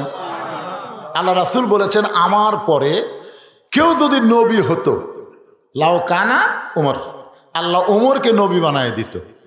আপনারা বলেন তো, আমাদের নবীর পরে আর কোনো নবী আছে? কোরআন শরীফ বলে দিয়েছে, মা কানা মুহাম্মাদুন আবা আহাদিন মির রিজালিকুম ওয়ালাকিন রাসূলুল্লাহি ওয়া খাতামান নাবিয়্যিন। তার মানে বোঝা গেল আমাদের নবীর পরে কোনো নবী নাই। সবাই বলা লাগবে, আমাদের নবীর পরে কোনো নবী, আরো জোরে। তাহলে যারা গোলাম আহমদ কাদিয়ানীকে নবী বলে স্বীকার করে এরা মুসলমান? কোরআনের একটা আয়াত না মানার কারণে গোলাম আহমদ কাদিয়ানির দলেরা হলো কাফের। আমি যে বলবো কাদিয়ানি, আপনারা সবাই বলবেন কাফের। এখানে কিন্তু মিডিয়া আছে না নাই? আপনারা মনে করতেছেন খালি আমাদের এলাকার মধ্যে ওয়াজ থাকবে, তা না, গোটা বিশ্ব আপনাদের এই ভবানীপুরের ওয়াজ চলে যাবে। এই জন্য সবাই গলা খাকারে দেন, নবী খুশি হবে। আপনাদের ওয়াজের সালাম মদিনার রওজা মোবারকে ফেরেশতারা পৌঁছায় দিবে। সুবহানাল্লাহ বলে। হুজুর আপনার পরে যারাই নবী দাবি করবে তারা কাফের, ভবানীপুরের জনতা বলেছে, আপনার উম্মতেরা বলেছে। এই জন্য আমি যে বললো কাদিয়ানি, সবাই বলবেন কাফের। কাদিয়ানি আরো জোরে, নবীর পরে, নবীর পরে নবী নাই, নবীর পরে যারাই দাবি করবে তারাই হলো কাফের। কিন্তু রাসূল বলেছেন, আমার পরে কেউ যদি নবী হতো, যদি হতো, তাহলে আল্লাহ ওমরকে নবী বানায় দিত। আল্লাহ নবী বলেছেন, নবী হওয়ার সব যোগ্যতা আল্লাহ ওমরকে দান করেছে। নবী হওয়ার সব যোগ্যতা আল্লাহ হযরত ওমরকে দান করেছে। জোরে কোন সুবহানাল্লাহ। আল্লাহ নবী যখন মদিনার প্রেসিডেন্ট ছিলেন, শোনেন, নবী যখন মদিনার প্রেসিডেন্ট ছিলেন তখন নবীর 4টা মন্ত্রী ছিলেন। কি গল্প করে বাড়ায় যান, সাইডে যান। নবীর 4টা মন্ত্রী ছিল। কয়টা মন্ত্রী? ধর্মমন্ত্রী যিনি ছিলেন তার নাম হলো আবু বকর, আর আইন মন্ত্রী হলেন হযরত উমর, আইন মন্ত্রী। আর অর্থমন্ত্রী হলেন ওসমান গনি, আর শিক্ষামন্ত্রী হলেন হযরত আলী। কয়টা মন্ত্রীর নাম করলেন? তাহলে উমর ফারুক কি মন্ত্রী? আইন মন্ত্রী। চিন্তা করছেন? তার মধ্যে এমন কি আইন ছিল ভাইজান, যার কারণেই রাসূল তাকে আইন মন্ত্রী দপ্তর দিলেন। রাসূল বলেছেন, হাসরের ময়দানে আল্লাহ আমার উমরকে নবীদের কাতারে দাঁড় করায় দিবে। কেন দিবে? কারণ রাসূল যে বলেছেন। আচ্ছা, রাসূল যে কথা বলেন, এটা কি রাসূল বলেন, আল্লাহ বলেন? তাহলে আল্লাহ বলাইছেন। এই জন্যই দুনিয়াতে নবুয়তের দপ্তর বন্ধ হওয়ার কারণে উমর নবী হওয়ার পারল না। কিন্তু হাসরের ময়দানে আল্লাহ তাআলা নবীর কথার দাম দিতে গিয়ে উমরকে নবীদের কাতারে দাঁড় করায় দিবে। যেই কাতারের প্রথম নবী থাকবে দাউদ আলাইহিস সালাম, ওই কাতারে 2 নম্বরে থাকবে হযরত ওমর, আর 3 নম্বরে থাকবে সুলাইমান। এর আগেও আপনাদের আমি ওয়াজ শুনাইছি, সমস্ত নবীরাই হলো বুদ্ধিমান, আর চালাক নবী হলো 2 জন। সমস্ত নবীরা কি বুদ্ধিমান, আর চালাক নবী কয়জন? 2 জন। মনে নাই 2 চালাককে? একটা হলো মুসা কালিমুল্লাহ, আর একটা সুলাইমান। বুদ্ধিমানের ব্যাখ্যা হলো আল্লাহ যা বলেছে সাথে সাথেই তাই মানছে, এটা হলো বুদ্ধিমান নবীর ব্যাখ্যা। আর চালাক নবীর ব্যাখ্যা হলো আল্লাহ বলেছে, মানছে ঠিকই, কিন্তু মানার আগে প্রশ্ন করছে, মানলে লাভ কি, না মানলে ক্ষতি কি জানবার চায়। রাসূল বলেছেন যে আদম আলাইহিস সালামের জায়গায় যদি আল্লাহ মুসা নবীকে তৈরি করে বলতো ওই গাছের কাছে যাওয়া চলবে না, তাহলে মুসা নবী বলতো, আল্লাহ যার কাছে যাওয়াই চলবে না সেটা ভালো জায়গা রাখো না, কারণ জান্নাত একটা ভালো জায়গা, তো ভালো জায়গা খারাপ গাছ রাখলে কেন? আর খারাপ গাছ যখন রাইতেছ তাহলে সেটা আমাকে জবাব দিবা না কেন? এরকম নানা ধরনের প্রশ্ন হতো, কারণ চালাক হওয়ার কারণে। জোরে কোন কি হওয়ার কারণে? তাহলে 1 নম্বর চালাকের নাম কি? মুসা কালিমুল্লাহ। 2 নম্বর চালাক নবী সুলাইমান। মনে মনে চিন্তা করবেন, আমার বাবা দাউদের পরেই তো আমার থাকার কথা, কিন্তু মাঝখানে নবীটা ঢুকলো কে? এই মনে করে ওমর ফারুকের পিঠে হাত দিবে। রাসূল বলেছেন ওমরের পিঠে যখন হাত দিবে, ওমর ফারুক সঙ্গে সঙ্গে বলবে, এই মিয়া, তোমার মধ্যে কি আল্লাহর কোরআন নাই? অলিমান খাফা মাকাম রাব্বিহি জান্নাতান। আল্লাহর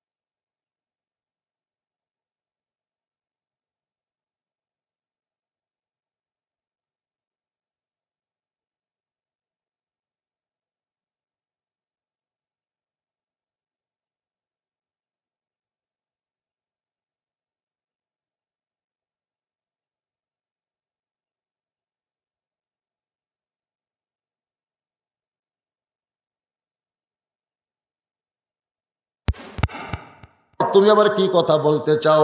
ওমর বলতেছে, আল্লাহ নবীর কাতারে দাঁড় করাইয়া ওমরকে খুশি করতে পারবেন না, ওমর বিশ্ব নবীর উম্মতের কাতারে দাঁড়াতে চায়। নবী না হয়ে দুনিয়ার, না হয়ে ফেরেশতা আল্লাহর হয়েছি উম্মত আপনার, তার তরে শুকুর। 1000 বার চলবে না, এখন কোটি বার, তার তরে শুকুর কোটি বার। সে মোর মনে মনে বলতেছে, দুব্বা নবী আমাকে হয়তো পড়ায় দিবে। ওমর ফারুকের ডান পাশে একজন মাথা নিচু করে কাঁদতেছে, আর জুব্বার দিকে একবার তাকায়, আবার নিচের দিকে তাকায়, ছোট বাচ্চার মতন কান্দে। এই জুব্বা বুঝি নবী আমাকেই পড়ায় দিবে। তার নাম হলো ওসমান গনি। ভাগ্য গুণে নবীর ডবল জামাই। সরলা না ঘা, নবীর ডবল জামাই। প্রথম বিয়ে করেছিলেন নবীর এক মেয়েকে। আমার মায়েরা তো বলে ফাতেমার রস শুনবার, মায়েরা শোনেন, নবীর মেয়ে কি একটা নাকি? নবীর মেয়ে হলো 4টে। যেখানেই যাই কয় হুজুর ফাতেমা রস করবেন কে? আজকে রোকেয়া রস শোনো। রোকেয়া রোকেয়া আছে, কুলসুম আছে, জয়নাব আছে, ফাতেমা আছে। খালি ফাতেমা, খালি ফাতেমা। রোকেয়া ওসমান গনির সঙ্গে প্রথম বিয়ে হলো। এক সময় রোকেয়াকে নিয়ে আল্লাহ নবী ওসমানকে বললেন, হিজরত তোর আবিসিনিয়ায়। নবীর মেয়েদের মধ্যে সবচাইতে রোগা এবং দুর্বল ছিল রোকেয়া। সেই রোকেয়াকে নিয়ে ওসমান গনি আবিসিনিয়ার দিকে পথ ধরলেন। আবিসিনিয়া পাওয়ার পরে রোকেয়া একটু অসুস্থ হয়ে গেলেন। রাসূলের কাছে খবর দেওয়া হলো আপনার মেয়ে রোকেয়া তো অসুস্থ অবস্থায়। রাসূল বললেন তাহলে আবিসিনিয়া থেকে তাকে মদিনায় হিজরত করো। ওসমান গনি নবীর মেয়ে রোকেয়াকে নিয়ে আবিসিনিয়া থেকে যখন মদিনার পথে রওনা দেয়, পথের মাঝখানে অসুস্থ বেশি হয়ে রোকেয়া দুনিয়া থেকে বিদায় নেয়। ওসমান গনি একা একা মদিনায় চলে গেলেন। আল্লাহ নবী যখন মদিনায় হিজরত করে আবু আইয়ুব আনসারীর বাড়িতে, তিনি তলব করলেন ওসমান এবং আমার মেয়ে রোকেয়াকে আমার কাছে নিয়ে আসো। আজ অনেক দিন হলে রোকেয়াকে আমি দেখতে পাইনি, আমার মেয়েটাকে দেখে কলিজা শান্তি করতে চাই। কিছুক্ষণ পরে ওসমান গনি একাই উপস্থিত হলেন। রাসূল বলে ওসমান তুমি একা কেন আইলে, আমার মেয়েটা কোথায়? বলে ইয়া রাসূলুল্লাহ আমি আগে মনে মনে চিন্তা করেছিলাম আপনি সবই জানেন, কিন্তু এখন দেখতেছি আপনি জানেন না, আল্লাহ জানাইলে আপনি জানেন। আপনার মেয়ে রোকেয়া আবিসিনিয়া এবং মদিনার মাঝখানে পথে অত্যন্ত অসুস্থ হয়ে দুনিয়া থেকে বিদায় হয়ে গেছে। এইবেলা ওসমান গনি নবীর পায়ের কাছে বসে কান্না শুরু করে দিলেন। রাসূল মাথায় হাত দিল, ওসমান আমার মেয়ে মারা গেছে বলে তুমি কি কাঁদতেছ? তুমি কি রোকেয়ার জন্য কাঁদতেছ? তুমি যে কি কারণে কাঁদো আমি নবী জানি, কারণ তুমি আমার জামাই থেকে দূরে যাবে। না রে ওসমান না, আমার একটা মেয়ে চলে গেলে কি হবে, আমার এখনো আর একটা মেয়ে কুলসুম আছে, ওই কুলসুমার সঙ্গে তোমাকে বিয়ে দিয়ে তোমাকে আমার জামাই করে রাখতে চাই। এই জন্য হচ্ছে ডবল জামাই, জিন নুরাইন, দুইটা নূরের অধিকারী। জোরে কোন সুবহানাল্লাহ। ওসমান গনি আর একটা ডিগ্রি হলো জ্ঞানী। একদিন আল্লাহ রাসূল বললেন ওসমান আল্লাহ তোমাকে কত সম্পদ দিছে, তুমি কি হিসাব জানো? ওসমান বলে হুজুর একটা হিসাব অবশ্য আছে, মানে আমার যত সম্পদ সব গুদামের মধ্যে আছে, আর ওই গুদামও তালা দেওয়ার পরে যে চাবিগুলো আছে এই চাবিগুলো টানতে একটা উট হিমশিম খায়। মানে উটের পিঠের উপর আমি চাবিগুলো রাখি, উটটা চলতে চলতে এক সময় ক্লান্ত হয়ে যায়। তাহলে চিন্তা করে দেখেন, তালা করদি গুদাম করদি, চিন্তা করছেন? খালি চাবি বোঝেন না আপনারা, চাবি বোঝেন না, তালার চাবি টানতে একটা উট হিমশিম খায়। রাসূল একটু মুস্কি হাইতে বলে ওসমান আল্লাহ যদি তার সমস্ত সম্পদ ফেরত চায়, মনে করো তোমার যত সম্পদ আল্লাহ তোমাকে দিয়েছে এই সম্পদ যদি আল্লাহ ফেরত চায় তুমি কি করবে? সঙ্গে সঙ্গে ওসমান গনি ওই চাবি বহন করা উটটা সহ নবীর হাতে দিয়ে দিলেন। নবী কয় ওসমান কি? কয় হুজুর সবই দিয়ে দিলাম, এমনকি উটটাও পর্যন্ত দিয়ে দিলাম। নবী কয় ওসমান কি কয় কি কন? চাহিদা মাত্র আর বাহককে দিতে বাধ্য থাকিবে, সম্পদের মালিক তা আমি না, আল্লাহ আমার দিছে, আল্লাহ আমার চাষে। নবী কয় ওসমান সব দিয়ে দিলে তোমার থাকলো কি? কয় আমার এখনো দুটা জিনিস খালি কলজার মধ্যে জল জল করে জ্বলতেছে, এইদিকে আছে আল্লাহ, এইদিকে আছে নবী, আমার আর কি লাগবে? নবী আসমানের দিকে তাকালেন, আকাশের দিকে তাকালেন, আল্লাহ আল্লাহ এই ওসমানকে আমি কি দিব আল্লাহ? আল্লাহ বলে আপনার দেওয়া লাগবে না, আমার জ্ঞানী ডিগ্রি আমি ওসমানকে দিয়ে দিলাম। জোরে কোন সুবহানাল্লাহ। সে ওসমান গনি মনে মনে চিন্তা করতেছে এই জুব্বা বুঝি নবী আমাকেই পরায় দিবে। ওসমান গনি কিন্তু বিশ্বাস করে সম্পদের মালিক মানুষ না, সম্পদের মালিক হলো আল্লাহ। আমার সামনে যারা বসে আওয়াজ শুনতেছেন আপনাকে বিশ্বাস কি? সবাই বলতেছে না কেবারে আপনার পকেটের যে টাকা আছে এই টাকার মালিক কে? এটার মালিক আল্লাহ। এটাকে বিশ্বাস করে বলতেছেন না মুখে মুখে? সমস্ত সম্পদের মালিক আল্লাহ। কারা কারা বিশ্বাস করে দুই হাত তোলা আল্লাহকে একটু দেখান তো দেখি। লিল্লাহি তাকবীর, হাত নামান। আমি সব দিবার বলতেছি না, এজ এ মুরব্বী, এজ এ বাবা এখন উঠেন না, পারে এই সময় উঠলে হবে না, লাভ দিয়ে উঠছে উঠুক, অসুবিধা নেই, হয়তো কোনো জরুরি কল আছে যার কারণে মুরব্বী উঠছে, অসুবিধা নাই। ভাইজান এই যুবকেরা যে 10টা বছর হলে মাহফিল করতেছে, এরা কি ভালো কাম করতেছে না খারাপ কাম করতেছে? ভালো কাম যদি করে থাকে এখন আপনাদের কাছে যাবে, সব দেওয়া লাগবে না। ওয়াজের মিডল পয়েন্টে আমি 5টা মিনিট এই যুবকদের মাহফিলের জন্য আপনাদের কাছে ব্যাগ পাঠালাম। আল্লাহ দেওয়ার সম্পদ থেকে আপনি দিবেন, নিজের সম্পদ না, আল্লাহর সম্পদ থেকে। আল্লাহ আমানত স্বরূপ আপনাকে দিচ্ছে পরীক্ষার জন্য।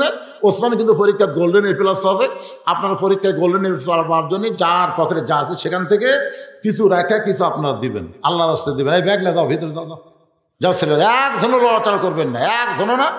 সবাই দিবেন, যিনি যা পারেন আল্লাহ রাস্তায় দান করবেন। আজকের মাহফিলের সম্মানিত সভাপতি সাহেব,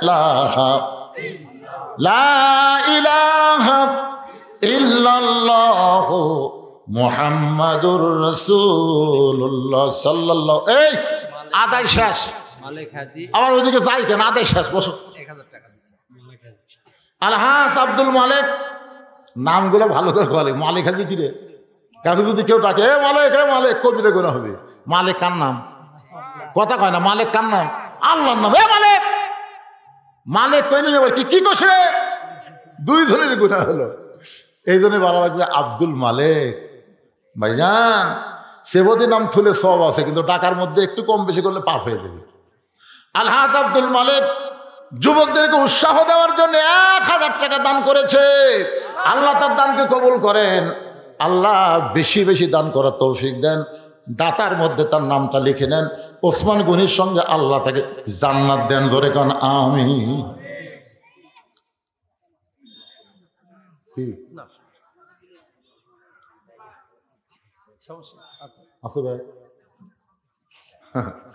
এখন মানে হিরোইন খোর, গাঁজা খোর, আফিম খোর, আবা খোর, বাবা খোর বেশি হচ্ছে। ধরে কোন ঠিক কিনা? কিছুদিন আগে এক মা মেয়েদের কাছে আদায় করে যাতে মেয়েরা করছে আমাকে তো আদায় করে নিয়ে গেছে। মাহফিল কমিটি কয় আমাকে তো কেউ আসেনি, কে গেল? এদিকে এরা না যাতে একদল তুলে আউট। কি মনে করতেছেন ভাই রে?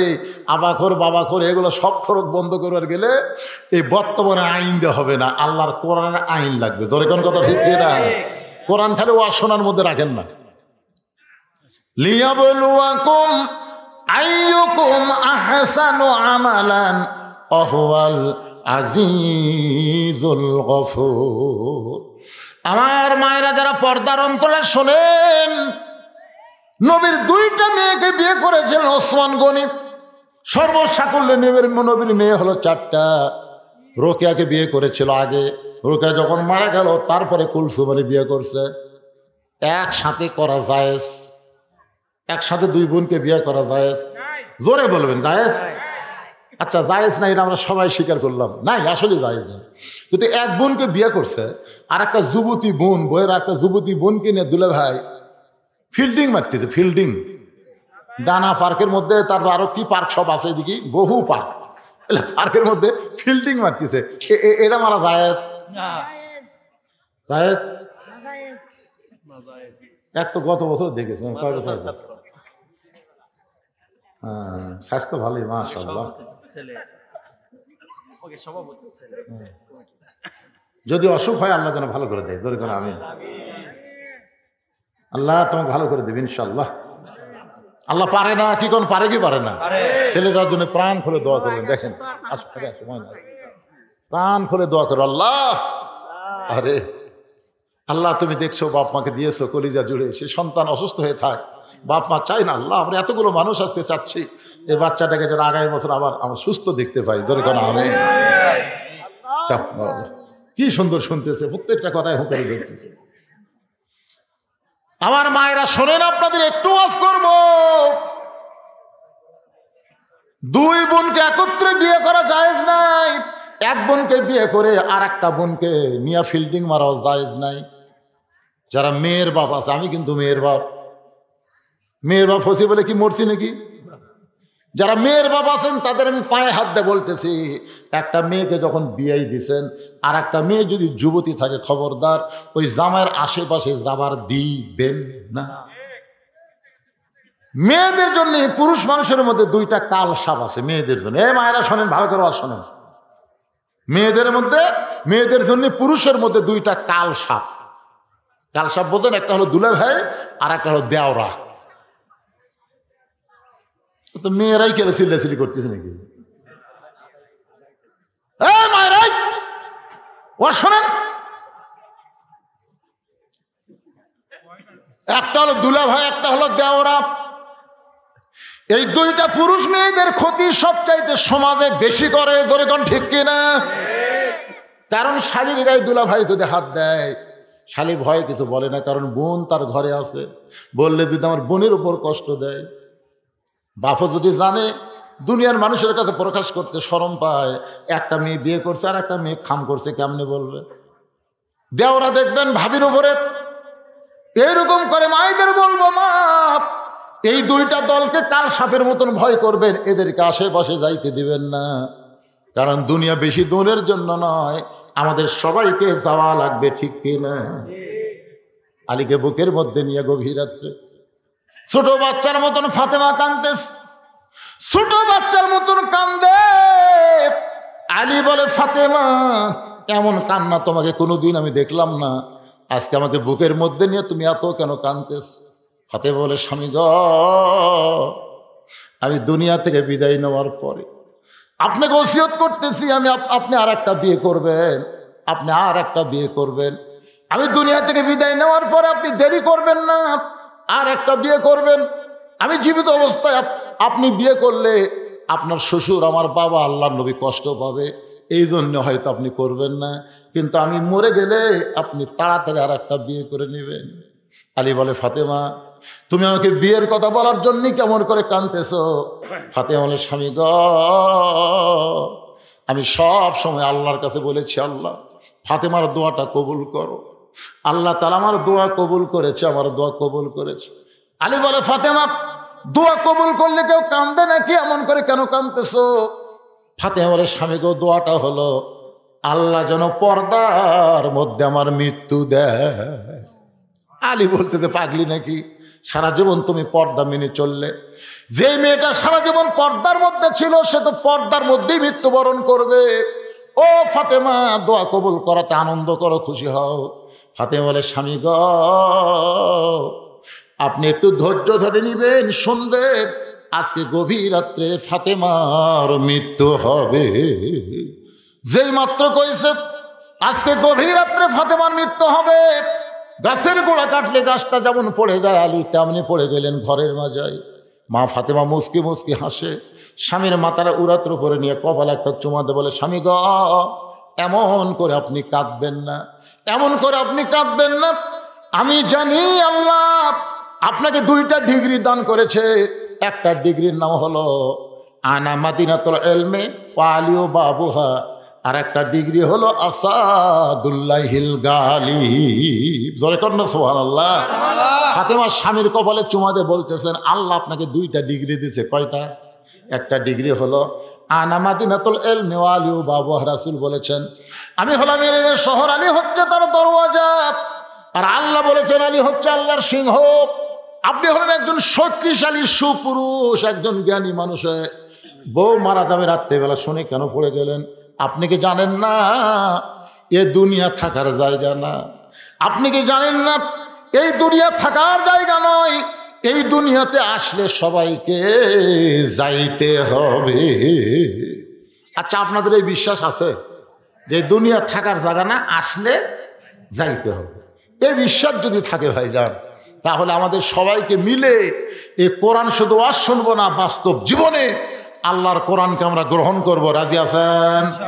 প্রয়োজন হলে আল্লাহর কোরআনের জন্য কারা কারা জীবন দিতে প্রস্তুত? 2 হাত তুলে আমার আল্লাহকে দেখান। লিল্লাহে তাকবীর। হাত নামান। প্রয়োজন হলে, প্রয়োজন হতেও পারে, পারে কি পারে না? জোরে কোন? কারণ কোনো সময় কেউ চাবে না যে বাংলার জমিন কোরআন দিয়ে চলুক, এটা অনেকেই চাবে না। কারণ কোরআন দিয়ে চললে আবু জেহেলের নেতৃত্ব থাকবে না, তো আব্দুলের এতিমপোলা নেতা হয়ে যাবে, ঠিক কিনা বলেন? এই জন্য অনেকেই চাবে না ভাইজান। কথাটা কেন করলাম একটু খেয়াল করেন। আসাদুল্লাহিল গালিব হযরত আলী, সমস্ত জ্ঞানীর জ্ঞানী হযরত আলীকে বলতে যে, ফাতেমা স্বামী, আমি দুনিয়া থেকে বিদায় নেওয়ার পর আমার 3টা চাওয়া কিন্তু আপনাকে পুরা করা লাগবে। যেই বলছে 3টা চাওয়া পুরা করা লাগবে, আলী ছোট বাচ্চার মতন কাঁদতে, ফাতেমা দুনিয়াতে গরিব ছিলাম বলে তোমারে কিছুই দিবার পারলাম না, গরিব ছিলাম বলে দুনিয়াতে তোমাকে কিছুই দিবার পারি নাই। আল্লাহ রাসূল কিন্তু ফাতেমাকে বলেছে, ফাতেমা কোনো কিছুর জন্যে আলীকে যেন কষ্ট দিও না, আলীকে কষ্ট দিও না ফাতেমা। যদি তোমার কোনো কিছু দরকারি হয় তুমি আমার কাছে যেও, আমার কাছে বলো, আমি বাবা হিসাবে যতদূর পারি তোমাকে চেষ্টা করব, কিন্তু খবরদার আমার আলীকে যেন কষ্ট দিও না। সুবহানাল্লাহ খান। যার কারণে ফাতেমা কোনোদিন স্বামীকে কষ্ট দেয় নাই। একদিন গভীর রাত্রে ফাতেমা হযরত আলী ঘুম থেকে চেতন পাইছে। গভীর রাত্রে ঘুম থেকে চেতন পায় দেখে হাসান হোসেন ঘুম পাড়তেছে। ওদের মাঝখানে ওদের মা ঘুমাই, সে মা তার নাই। দুই বেটা ঘুম পাড়তেছে, মাঝখানে মা নাই। আলীর মনে সন্দেহ হয়ে গেল, এই গভীর রাত্রে ফাতেমা কোথায় গেল। দরজার দাঁড়ায় দেখে ফাতেমা কালো চাদর গায়ে দিয়া খুব দ্রুত গতিতে হাঁটতেছে মদিনার ভিতরে। আলীর মনে সন্দেহ হলো, স্বামী ঘুমের মধ্যে রাইকা, সন্তানকে ঘুমের মধ্যে রাইকা ফাতেমা কোথায় যাবে। নিরাপদ দূরত্ব বজায় রেখে পিছনে পিছনে হাঁটতেছে। আল্লাহর নবী যেই ঘরে ঘুমায় ওই ঘরে জানলার পাশে ফাতেমা দাঁড়াইছে। বাবা, আজকে মা যদি দুনিয়াতে জীবিত থাকতো আপনার কাছে আমাকে আশা লাগতো না, কারণ সন্তান মায়ের কাছে যত কথা বলতে পারে বাবার কাছে তত কথা বলতে পারে। জোরে বলেন, পারে নাকি? পারে। মা যদি আজকে আমার জীবিত থাকতো বাবা, এই গভীর রাত্রে আপনার কাছে আশা লাগতো না। বাবা গো, যদি আপনি চেতন থাকেন ফাতেমার জন্য একটু দরজা খুলে দেন। হযরত আলী দূর থেকে দেখে নবী যখন দরজা খুলে দিছে, ফাতেমা ঘরের মধ্যে যাওয়ার সাথে সাথে আলী দৌড়ে গিয়ে জানলার কাছে কানটা লাগায় শুনতেছে, দেখে বাপ বেটির মধ্যে আমার বিরুদ্ধে কোনো কথা হয় কিনা। রাসূল বলে, ফাতেমা এই গভীর রাত্রে তুই একা একা কেন আইছিস মা? আমার আলীকেও ঘরের মধ্যে আসতে বল। ধরে কেন সুবহানাল্লাহ। যেই বলেছে তুই একা একা কেন আইছিস ঘরের মধ্যে, আমার আলীকেও ঘরের মধ্যে আসতে বল। হযরত আলী জানলার কাছ থেকে চমকে উঠছে, আমি যে জানলার কাছে, নবীকে জানলো নাকি? ফাতেমা বলে, বাবা আপনার জামাই কেমনে আসবে বাবা? আপনার জামাই ঘুমের মধ্যে আছে, হাসান হোসেন ঘুমের মধ্যে আছে। এই মুহূর্তে আমি একা একা আপনার কাছে আইছি বাবা, মেহেরবানি করে একটু ঘরে বাতি জ্বালান, মেহেরবানি করে একটু ঘরে বাতি জ্বালান। রাসূল বলে, ফাতেমা যদি আলী চেতন পায় তাহলে অবশ্যই তোকে সন্দেহ করবে, কি বলবি বল, তাড়াতাড়ি বলে যা। ফাতেমা বললেন, বাবা বহুদিন বলেছি, কাম হয় নাই, আজকে রাতের বেলা একটু আপনাকে দেখাবার চাই। রাসূল যেই মাত্র ঘরে বাতি জ্বলাইছে সঙ্গে সঙ্গে ফাতেমা দুইটা হাত নবীর সামনে বাড়ায় দেয়। নবী বাতির আলোতে দেখতে পায় ফাতেমার দুইটা হাত গোস্তের টুকরার মতো লাল দেখা যায়।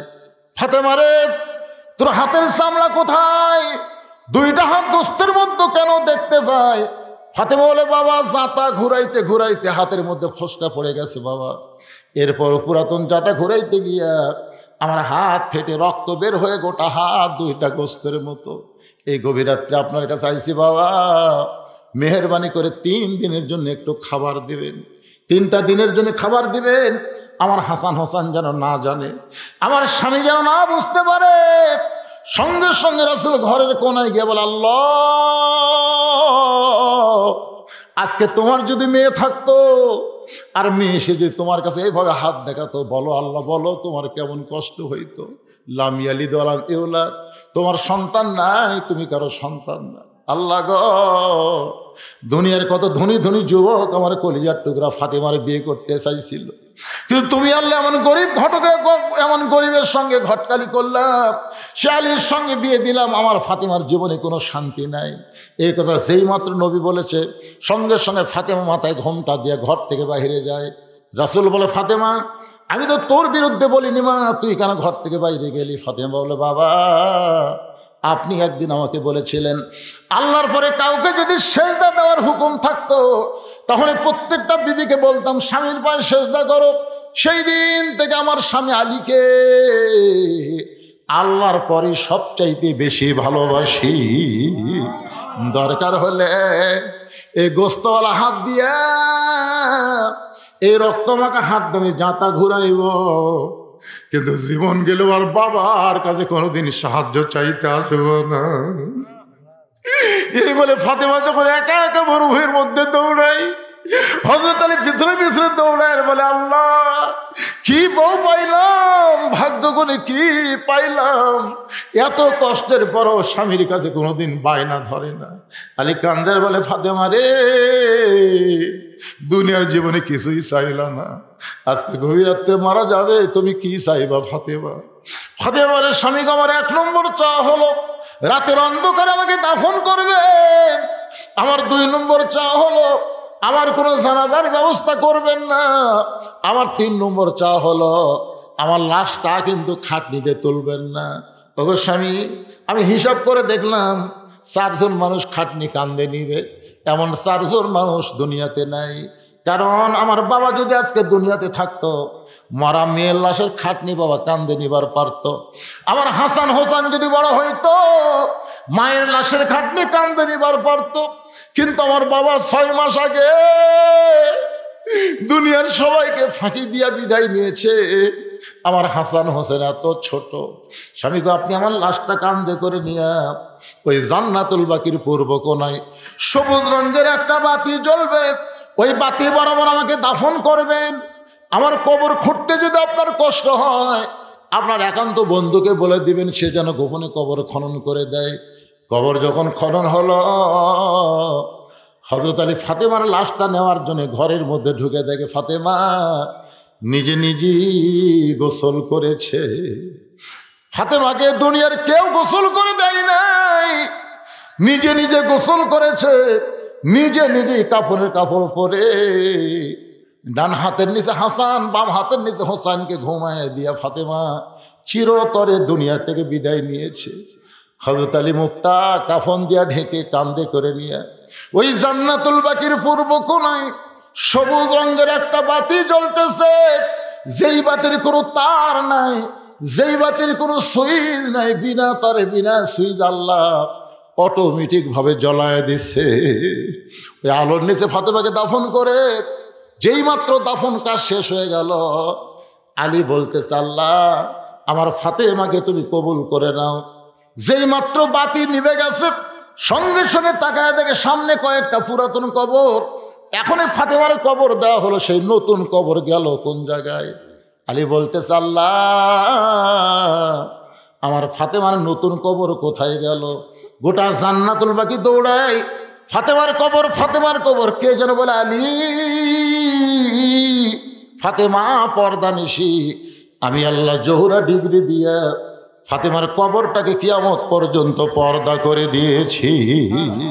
আমার মায়েরা, শুধু ফাতেমার শুনলে হবে না, মা ফাতেমার মতন আপনাদেরকে পর্দা করতে হবে। মা, মেয়েদের যে যতই আমল থাক, পর্দা যদি না থাকে কোনো আমল আল্লাহ কবুল করবে না।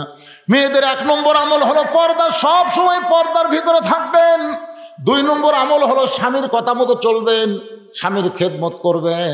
তবে সব সময় খেদমত করা লাগবে না, স্বামী যখন খেদমত চাবে তখন আপনারা খেদমত করবেন। আমি মেয়েদেরকে বলতেছি, মায়েদেরকে বলতেছি, স্বামী যখন খেদমত চাবে, আমার কথা কি বুঝলেন?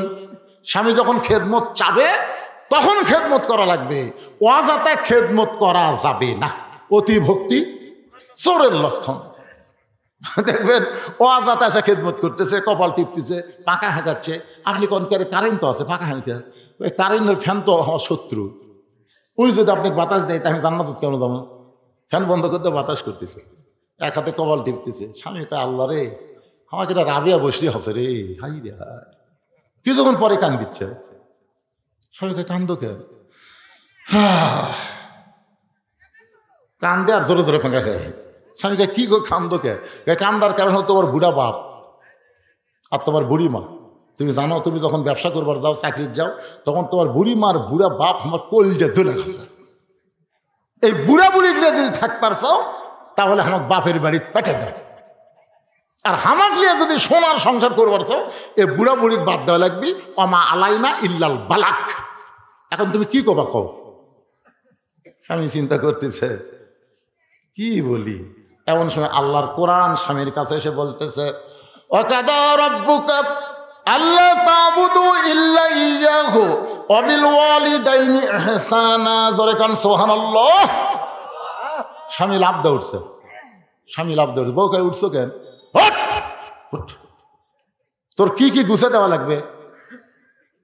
কোন কোন ব্যাগত করে মাল সামান লিয়ে যাবি? বউ কই, কোথায় যাবো? তোর বাপের বাড়ি যাবো না? তোর বাপের বাড়ি যাবি না? যাবো তো। এই জন্য সব গুছে দিই, যা। তুই কি মনে করছিস তুই মরে গেলে বউ পাবো না? তোকে ছাড়াই দিলে বইয়ের অভাব? তুই ক, তুই যাকে বিরুদ্ধে আমার সাথে ওয়াজ করলি, আমার আলাইনা ইল্লাল বালাক, এই বাপ মা যদি মরে, আমি বাপ মা পাবো কেন? বাপ মা মরে গেলে বাপ মা পাওয়া যাবে না, বউ ছাড়াই দিলে মরে গেলে বউয়ের অভাব নাই। তো খামা খামার বাপ মায়ের জন্যে তোক কিন্তু আটকে থমো, যা তুই বাপের বাড়ি যা, কিছুদিন পরে একটা গাড়ি ফেরত দেবো, গাড়ির নাম হলো তালাকের গাড়ি। ধরে কারণ কিসের গাড়ি? 3 তালাকের গাড়ি। দরকারে বউ ছাড়বো, কিন্তু বাপ মার কলি যাই একটা কষ্টও দিবার পারবো। বউ দৌড়ে এসে স্বামীর পা ধরে বলতেছে, আমি আপনাকে পরীক্ষা করলাম, আপনি আসলেই জান্নাতি গো, আপনি আসলেই মরদ মানুষ। জানেন মাঝে মাঝে বউ কিন্তু এরকম অভিনয় টভিনয় করে খেদমত করতে পারে। ধরে কোন কথা ঠিক কিনা? মেয়েদের বলবো 2 নম্বর হলো স্বামীর কথা মতো চলা, স্বামীকে খেদমত করা। 1 নম্বর নামাজ, 2 নম্বর রমজান মাসে রোজা, 3 নম্বর সতীত্বের হেফাজত পর্দা করা, 4 নম্বর স্বামীর কথা মতো চলা, স্বামীকে খেদমত করা। এই 4টা আমল যদি করতে পারেন 8টা জান্নাতের দরজা আল্লাহ খুলে দিবে। লিল্লাহে তাকবীর। আমার মায়েরা ধৈর্য নিয়ে বসেন। ওসমান গনি চোখের পানি নিয়ে কাঁদতেছে আর বলতেছে, জুব্বা বুঝি রাসূল আমাকেই পরায় দেবে। ওসমান গনির পাশে একজন সাহাবী বসে আছেন, একজন সাহাবী নাম হলো তার হযরত আলী। ধরে বলেন নাম কি? হযরত আলী মুস্কি মুস্কি হাসতেছেন, আবু বকর কিন্তু কাঁদতেছেন, ওমর কিন্তু কাঁদতেছে, ওসমান গনি কাঁদতেছে, কিন্তু হযরত আলী মুস্কি মুস্কি হাসতেছে। মুস্কি মুস্কি হাসার কারণ হলো আল্লাহ রাসূল বলেছেন, আদম আলাইহিস সালাম থেকে কিয়ামত পর্যন্ত যত মানুষ দুনিয়াতে আসবে, হযরত আলীর মতন এত বড় ডিগ্রি আল্লাহ কোন নবীকেও পর্যন্ত দেয়নি। সে ডিগ্রির নাম কি জানেন? জানেন? আলীর একটা ডিগ্রি আছে, কাররাম আল্লাহ ওয়াজহাহু। আলীর চেহারাকে আল্লাহ তাআলা সবার উপরে সম্মানই করে দিয়েছে। জোরে কান সুবহানাল্লাহ। রাসূল বললেন, সাহাবীরা তোমরা শুনলে আশ্চর্য হবে, তোমাদের মাঝখানে এমন একজন মহামানব বসে আছে যিনি আমার চাইতেও 2 দিক দিয়ে সৌভাগ্যবান। সাহাবীরা বলে, না হুজুর, মহামানব তো আপনি একটাই, আপনি ছাড়বার কি? রাসূল বলে, তোমরা স্বীকার না করলে আমি স্বীকার করি, 2 দিক দিয়ে সে আমার চাইতে সৌভাগ্যবান।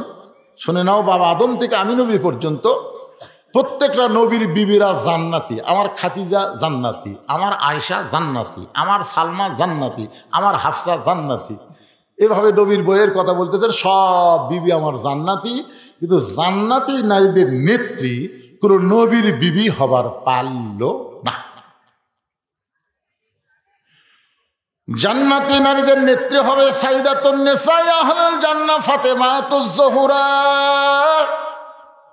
আমার কলিজার টুকরা ফাতেমা জান্নাতি নারীদের নেত্রী। এই জান্নাতি নারীদের নেত্রী স্বামী যিনি, তিনি হলেন পৃথিবীর সৌভাগ্যবান স্বামী। ধরে কান্না সুবহানাল্লাহ।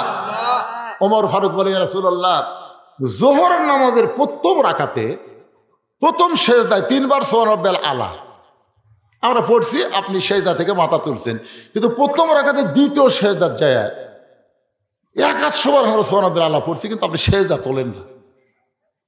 দ্বিতীয় রাকাত ঠিক আছে, তৃতীয় রাকাত ঠিক আছে, চতুর্থ রাকাত ঠিক আছে, কিন্তু প্রথম রাকাতের এই দ্বিতীয় সেজদায় এত লম্বা হওয়ার কারণ কি?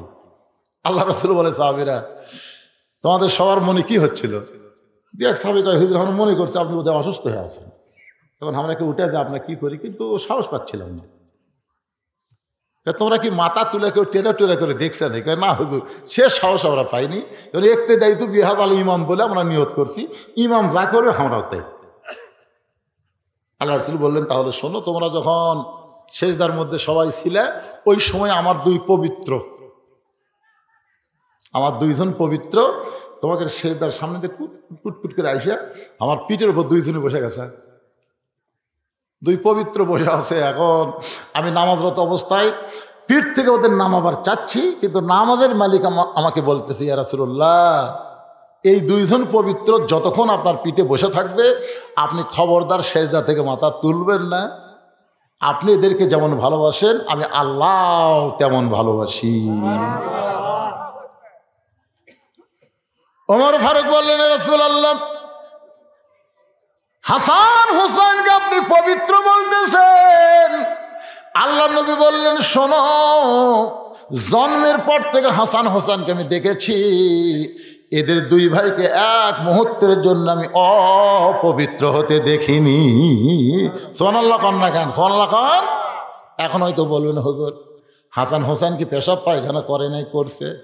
পেশাব পায়খানার মধ্যে যতক্ষণ ছিল ছিল, তারপরে ওরা দুই ভাই আবার পবিত্র হয়ে গেছে জন্মের পর থেকে। মা খাদিজা বলতেছে, মা যখন আমার পেটের মধ্যে ছিল, হাসান হোসেনের মায়ের নাম কি? ফাতেমা। খাদিজা বলতেছে, যখন আমার পেটে রোকেয়া ছিল, আমার পেটটার ওজন হয়ে গেল, পেটটাও বড় হলো, আমার পেটে ব্যথাও হলো। রোকেয়া যখন দুনিয়াতে ভূমিষ্ঠ হলো, আমার পেটে হাফসা আসলো। আমার পেটে যখন এই যে কুলসুম আসলো, কুলসুম আসার পরে পেটটা বড় হলো, পেটের মধ্যে ওজন হলো, পেটের ব্যথা হলো। এমনভাবে নবীর তিনটা মেয়ের কথা বলে খাদিজা বলতেছে, ফাতেমা যখন আমার পেটে আসলো, আমার পেটের মধ্যে কোনো ব্যথা নাই, পেটটার মধ্যে কোনো ওজন নাই। নির্দিষ্ট সময় ফাতেমা যখন দুনিয়াতে ভূমিষ্ঠ হলো, আমি খাদিজা তাকায় দেখি আমার কোনো প্রসব বেদনা ছাড়াই আমার মেয়েটা তার ইজ্জতের উপরে দুইটা হাত দিয়া এই দুনিয়াতে জন্ম নিল। আমি মা হইয়া পর্যন্ত ফাতেমার ইজ্জতটা দুই চোখে দেখতে পারিনি। সেই ফাতেমার গর্ভ থেকে দুইটা সন্তান। রাসূল বলেন, সাহাবীরা রে, নবীর বেটা নবী হওয়ার পরে কিন্তু জান্নাতি যুবকদের সর্দার নবীর সন্তান হবে না, জান্নাতি যুবকদের সর্দার হবে আমার কলিজার টুকরা হাসান আর হোসাইন। এ হাসান হোসেনের বাবা যিনি, তিনি হলেন পৃথিবীর সৌভাগ্যবান বাবা। সাহাবীদের নিয়ে রাসূল খাওয়া দাওয়া করতেছেন, হঠাৎ খুরমা খেজুর শুকনা খাবার, সব সাহাবী বসে গেছেন। ডান পাশে আলী বসাইছেন, বাম পাশে ওসমানকে বসাইছেন। আর ওসমানের পাশে বসেছে হযরত উমর, আর আলীর পাশে বসেছে হযরত আবু বকর। আবু বকর আর উমর হচ্ছে রাসূলের শ্বশুর, সুবহানাল্লাহ বলেন। আর আলী আর ওসমান হলে রাসূলের জামাই। খুরমা খেজুরের একটা খাওয়া দাওয়া হচ্ছে, খুব আনন্দ নিয়ে। নবী আমার খুরমা খেজুর খাচ্ছেন, আর আলীর সামনে চট করে বিছি রাখতেছেন। আলী খুরমা খেজুর খায়, নিজের সামনে বিছি রাখে। এক সময় খুরমা খেজুর খুব খাওয়া হলো। রাসূল বললেন, তোমরা সবাই একটু দৃষ্টি করে তাকায় দেখো, আমার আলী জামাইয়ের খুব ক্ষুধা রে, একলা কতগুলো খেজুর খাচ্ছে, সামনে বিছি ঠিক। হযরত আলী দাঁড়িয়ে বললেন, আসলেই তাই, আমার শ্বশুর বাবা, আল্লাহ নবী যখন বলেছেন আমার ক্ষুধা বেশি, আমি আসলেই বেশি খাইছি, বেশি না খেলে বিচি ঠিক মুখের সামনে হয়। কিন্তু তোমরাই বলো বাবা জিরা, নবীর সাহাবীরা, তোমরাই বলো তো ক্ষুধা বেশি কার, যাই বিচি বার করা খায় না বিচি সহ খায়? কারণ বিচি সহ খাওয়া মানে কি, এত খিদে যে বিচিটা বার করার টাইম পাইনি। আল্লাহ নবীর সামনে তাকায় দেখো একটাও বিচি নেই, তাহলে খিদা কার বেশি? সঙ্গে সঙ্গে নবী দাঁড়ালেন, আলীকে বলেন, আয় আয় আয় আমার কাছে হয়। আলীকে বুকের মধ্যে নিয়ে কখন একটা চুমু দিয়ে বললেন, আলী এই জুব্বাটা আমি তোর জন্যই রাখছি রে, এই জুব্বাটা তোরে পরায় দিয়ে ঘোষণা করলাম, আনা মাদিনাতুল ইলমে ওয়ালিও বাবহা। লাইলাতুল মিরাজে শুধুমাত্র নামাজ না, নামাজ ছাড়াও আল্লাহ গোপনে রাসূলকে এমন কিছু দিয়েছেন যেখানে আল্লাহ জিবরাইলকেও রাখতে পছন্দ করেনি।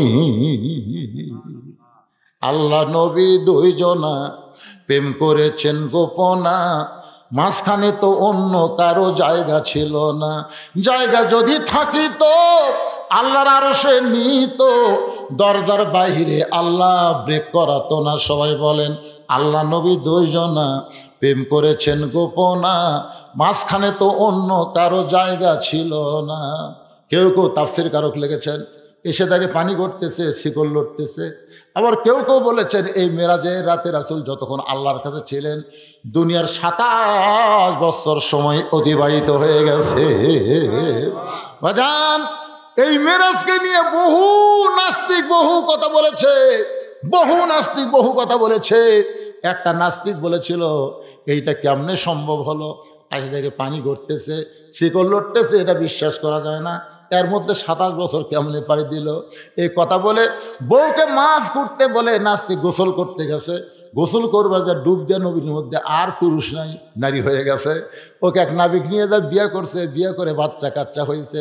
বাচ্চা কাচ্চা বড় হয়ে গেলে আবার নদীতে গোসল করবার আইছে, গোসল করে আবার কোথা দিয়ে লাভ দুটো দেখে সে আর নারী নাই, সে পুরুষ হয়ে গেছে। সে আবার কাপড় চোপড় নিয়ে বাড়িতে এসে দেখে বউ তখন মাছ কুটতি। সে বউকে কই খারে কি কই কি এইদিকে বিয়া হলো সোল পড়লো গাঁজা ঘড়ি গল্প মারো। আল্লাহ পারে ইচ্ছা করলে সব কিছু, তোর কোন কথা ঠিক না? আল্লাহ সব কিছু দুনিয়াতে দিলেন। যাকাত দিলেন দুনিয়াতে, রোজা দিলেন দুনিয়াতে, হজ দিলেন দুনিয়াতে। নামাজটা আল্লাহ নবীকে দুনিয়াতে না দিয়ে কেন আল্লাহর আরশে নিয়ে গেলেন? অবশ্যই এর মধ্যে কিছু আছে, যেরকম আছে না নাই? নামাজ দিয়ে রাসূল বলেন, আল্লাহ আপনার সঙ্গে আমার মিরাজ হলো, কিন্তু আমার উম্মতের মিরাজের খবর কি? আল্লাহ বলে নবীকে আপনি বলে দিবেন, আসসালাতু মিরাজুল মুমিনিন, প্রত্যেকটা নামাজ আপনার উম্মতের জন্য আল্লাহর সঙ্গে মেরাজ হয়ে যাবে। এই জন্য রাসূল বুখারী শরীফের প্রথম হাদিসটা আপনারা দেখবেন, আনতাবুদুল্লাহ কাআন্নাকা তারাহু ফাইন লাম তাকুন তারাহু ফাইন্নাহু ইয়ারাকা। কোন আল্লাহর বান্দা যখন সিজদা দিবে, আল্লাহ বলেছেন ওয়াসজুদ ওয়াক্তারিফ, সিজদা দেওয়া মাত্রই তুমি আল্লাহর এত নিকটে পৌঁছে যাবে। এক জগ পানির মধ্যে এক মুষ্টি চিনি দিয়ে 2টা ঘন্টন মারলে ওই পানির মধ্যে চিনি যেমন বিলীন হয়ে যায়, প্রত্যেকটা নামাজি বান্দা আল্লাহর মহব্বতে নিজের অস্তিত্ব তেমন বিলীন করে দেয়। তাই যুবকদের বলবো, বাবা যুবকেরা, তাহলে 10ম বছর তাফসীরুল কোরআন মাহফিল করলে হবে না, এবার ওয়াদা দাও 5 ওয়াক্ত নামাজ আদায় করা লাগবে। যেরকম কথা ঠিক কথা বলেন। যদি নামাজ না পড়ে, এত মারাত্মক কথা কারোর ব্যাপারে নাই। রোজা না করলে কাফের হবি, হজ না করলে কাফের হবি, যাকাত না দিলে কাফের হবি, একটা হাদিস নেই। কিন্তু নামাজ সম্পর্কে বলা হয়েছে লা সালাতা লা ঈমানা, যার নামাজ নাই তার ঈমানই নেই। বাইনাল আবদি ওয়াল কুফরি তারকুস সালাত, বান্দার কাফের মধ্যে পৃথক করার জিনিসটার নামই হলো নামাজ। যারা নামাজ পড়বে আল্লাহর বান্দা, যারা নামাজ পড়বে না তার ডাইরেক্ট কাফের। কি করবেন? এটা আমার কথা কয় না, আমার কথা না রাসূলের কথা? মান তারাকা সালাতু মুতাম্মিদান ফাকাত কাফারা। এক ওয়াক্ত নামাজ যদি বাদ দেন তাহলে আল্লাহর সাথে কুফরি হলো। সোনার সানেরা যারা মাহফিল করলেন, কুটির এসে বাবা সোনারা কুটিরে নামাজ হচ্ছে ঠিক মতো, মাশাআল্লাহ। তাহলে মাহফিল করা সার্থক হবে ইনশাআল্লাহ। আল্লাহ যুবকদের জন্য আমরা প্রাণ খুলে দোয়া করব। সবার জন্য দোয়া হবে, প্রবাসীর জন্য দোয়া হবে, সবার জন্য দোয়া হবে। যারা মাহফিলের সর্বাত্মক চেষ্টা করেছেন সকলের জন্য প্রাণ খুলে আমরা দোয়া করব। অনেক মানুষ দাঁড়িয়ে থেকে ওয়াজ শুনেছেন, শোনেন, অসুবিধা নেই।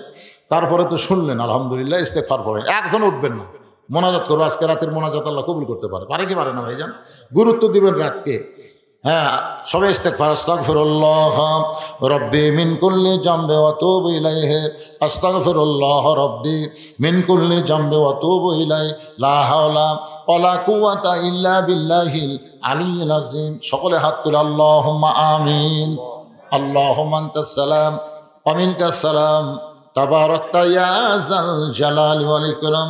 মাবুদ, কঠিন শীতের ভিতরে আরামের বাড়ি, আরামের ঘুম, ল্যাপ তোষকের মহব্বত কলিজা থেকে বের করে দিয়া, আয় আল্লাহ তাআলা, এই জান্নাতের বাগানে বসে বসে আলোচনা শোনার শেষে গুনাহগারের সঙ্গে রহমতের দরজায় ফকির হয়ে দোকানে হাত তুলেছে। মেহেরবানি করে আজকের মাহফিল আমাদের সকলের হেদায়েতের জন্যে, নাজাতের জন্যে, জান্নাতের জন্যে কবুল করো। এই মাহফিলের শুরু থেকে শেষ পর্যন্ত যত আলোচনা হয়েছে আল্লাহ, এর মধ্যে যদি ত্রুটি হয়, ভুল হয়, মাফ করে দিও। এর যা হাদিয়া মঞ্জুর করো। সোনার মদিনায় নবী পাকের রওজা মুবারকে আল্লাহ কবুল করে দিও। তামাম আম্বিয়ায়ে কেরাম, আসহাবে কেরাম, তাবিঈন কেরাম, তাবিঈন কেরাম, তামাম পৃথিবীর মাটির নিচে যত মুমিন মুমিনা আছে আল্লাহ, সকলের আরওয়াহ করে হাদিয়া কবুল করো। ও মাবুদ, আমরা যারা হাত তুলেছি, আমাদের জনম দুঃখনী মা যাদের কবরে চলে গেছে, আল্লাহ মেহেরবানি করে মায়ের কবরকে জান্নাতের টুকরা বানিয়ে দাও। বাবার বাড়িঘর সবই আছে, এতিম করে দিয়ে বাবা এতিম হয়ে যাদের কবরে গেল, আল্লাহ মেহেরবানি করে বাবার কবরকে জান্নাতের টুকরা বানিয়ে দাও। কি লিখছে বাবা? এরা তো মোনাজাতের মধ্যে হয়। আল্লাহ, তোমার বান্দারা অনেক টাকা পয়সা খরচ করে অনেক ত্যাগ স্বীকার করে আজকের জান্নাতের বাগান লাগাই দিছে। এই যুব কাফেলাকে আল্লাহ তুমি কোরআনের জন্য কবুল করো, ইসলামের জন্য কবুল করো, নামাজের জন্য কবুল করে নাও। আজকের মাহফিলের সম্মানিত সভাপতিকে আল্লাহ তুমি কবুল করো। আয় আল্লাহ, আজকের মাহফিলের প্রধান অতিথি, বিশেষ অতিথি কবুল করো, আলেম ওলামাদের কবুল করো, হাফেজ কারি ইমামদের কবুল করো, হাজী সাহেবদের কবুল করো, মুরব্বীদের কবুল করো। খাস করে আমার মা বোনদের কাবিদা সালেহা পদ্মানিজি কবুল করে মা ফাতেমার চরিত্র দিয়ে দাও। আল্লাহ, মঞ্চে বসে একটা ছেলে অসুস্থ, তার চেহারা দেখলেই বোঝা যায়।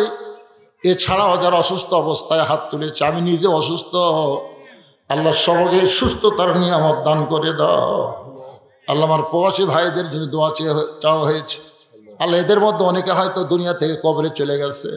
ও আল্লাহ, যেখানে থাক সুন্দর থাক। এই মাহফিলের জন্য যারা সর্বাত্মক সহযোগিতা করলো, মোনাজাতের সঙ্গে সঙ্গে আজকের মাহফিলের সমাপ্তি হয়ে যাবে। আগামী বছর পর্যন্ত আমরা বাঁচা থাকবো তার কোনো গ্যারান্টি নেই। আজকে পবিত্র রাতের ওসিলায়, এই লাইলাতুল মিরাজের রাতের ওসিলায় আল্লাহ আমাদের দোয়াকে কবুল করে নাও। আমাদেরকে 5 ওয়াক্ত নামাজি হওয়ার তৌফিক দাও। আল্লাহ, কে কোন নিয়তে হাত তুলেছে সকলের নেক নিয়ত নিগাশকে আল্লাহ কবুল করো। সুবহান রাব্বিকা রাব্বিল ইজ্জাতি আম্মা ইয়াসিফুন ওয়া সালামুন আলাল মুরসালিন ওয়ালহামদুলিল্লাহি রাব্বিল আলামিন। ওয়া হাক্কা লা ইলাহা ইল্লাল্লাহু মুহাম্মাদুর রাসূলুল্লাহ। চেয়ারে বসে নামাজ হবে কিনা? চেয়ারে বসে নামাজ হবে, বাড়িতে মসজিদে হবে না। কারণ কাতার সোজা করার জন্য চেয়ার চলবে না। মসজিদে নামাজ পড়লে জামাতে কাতার সোজা করা কারিবুল ফরজ।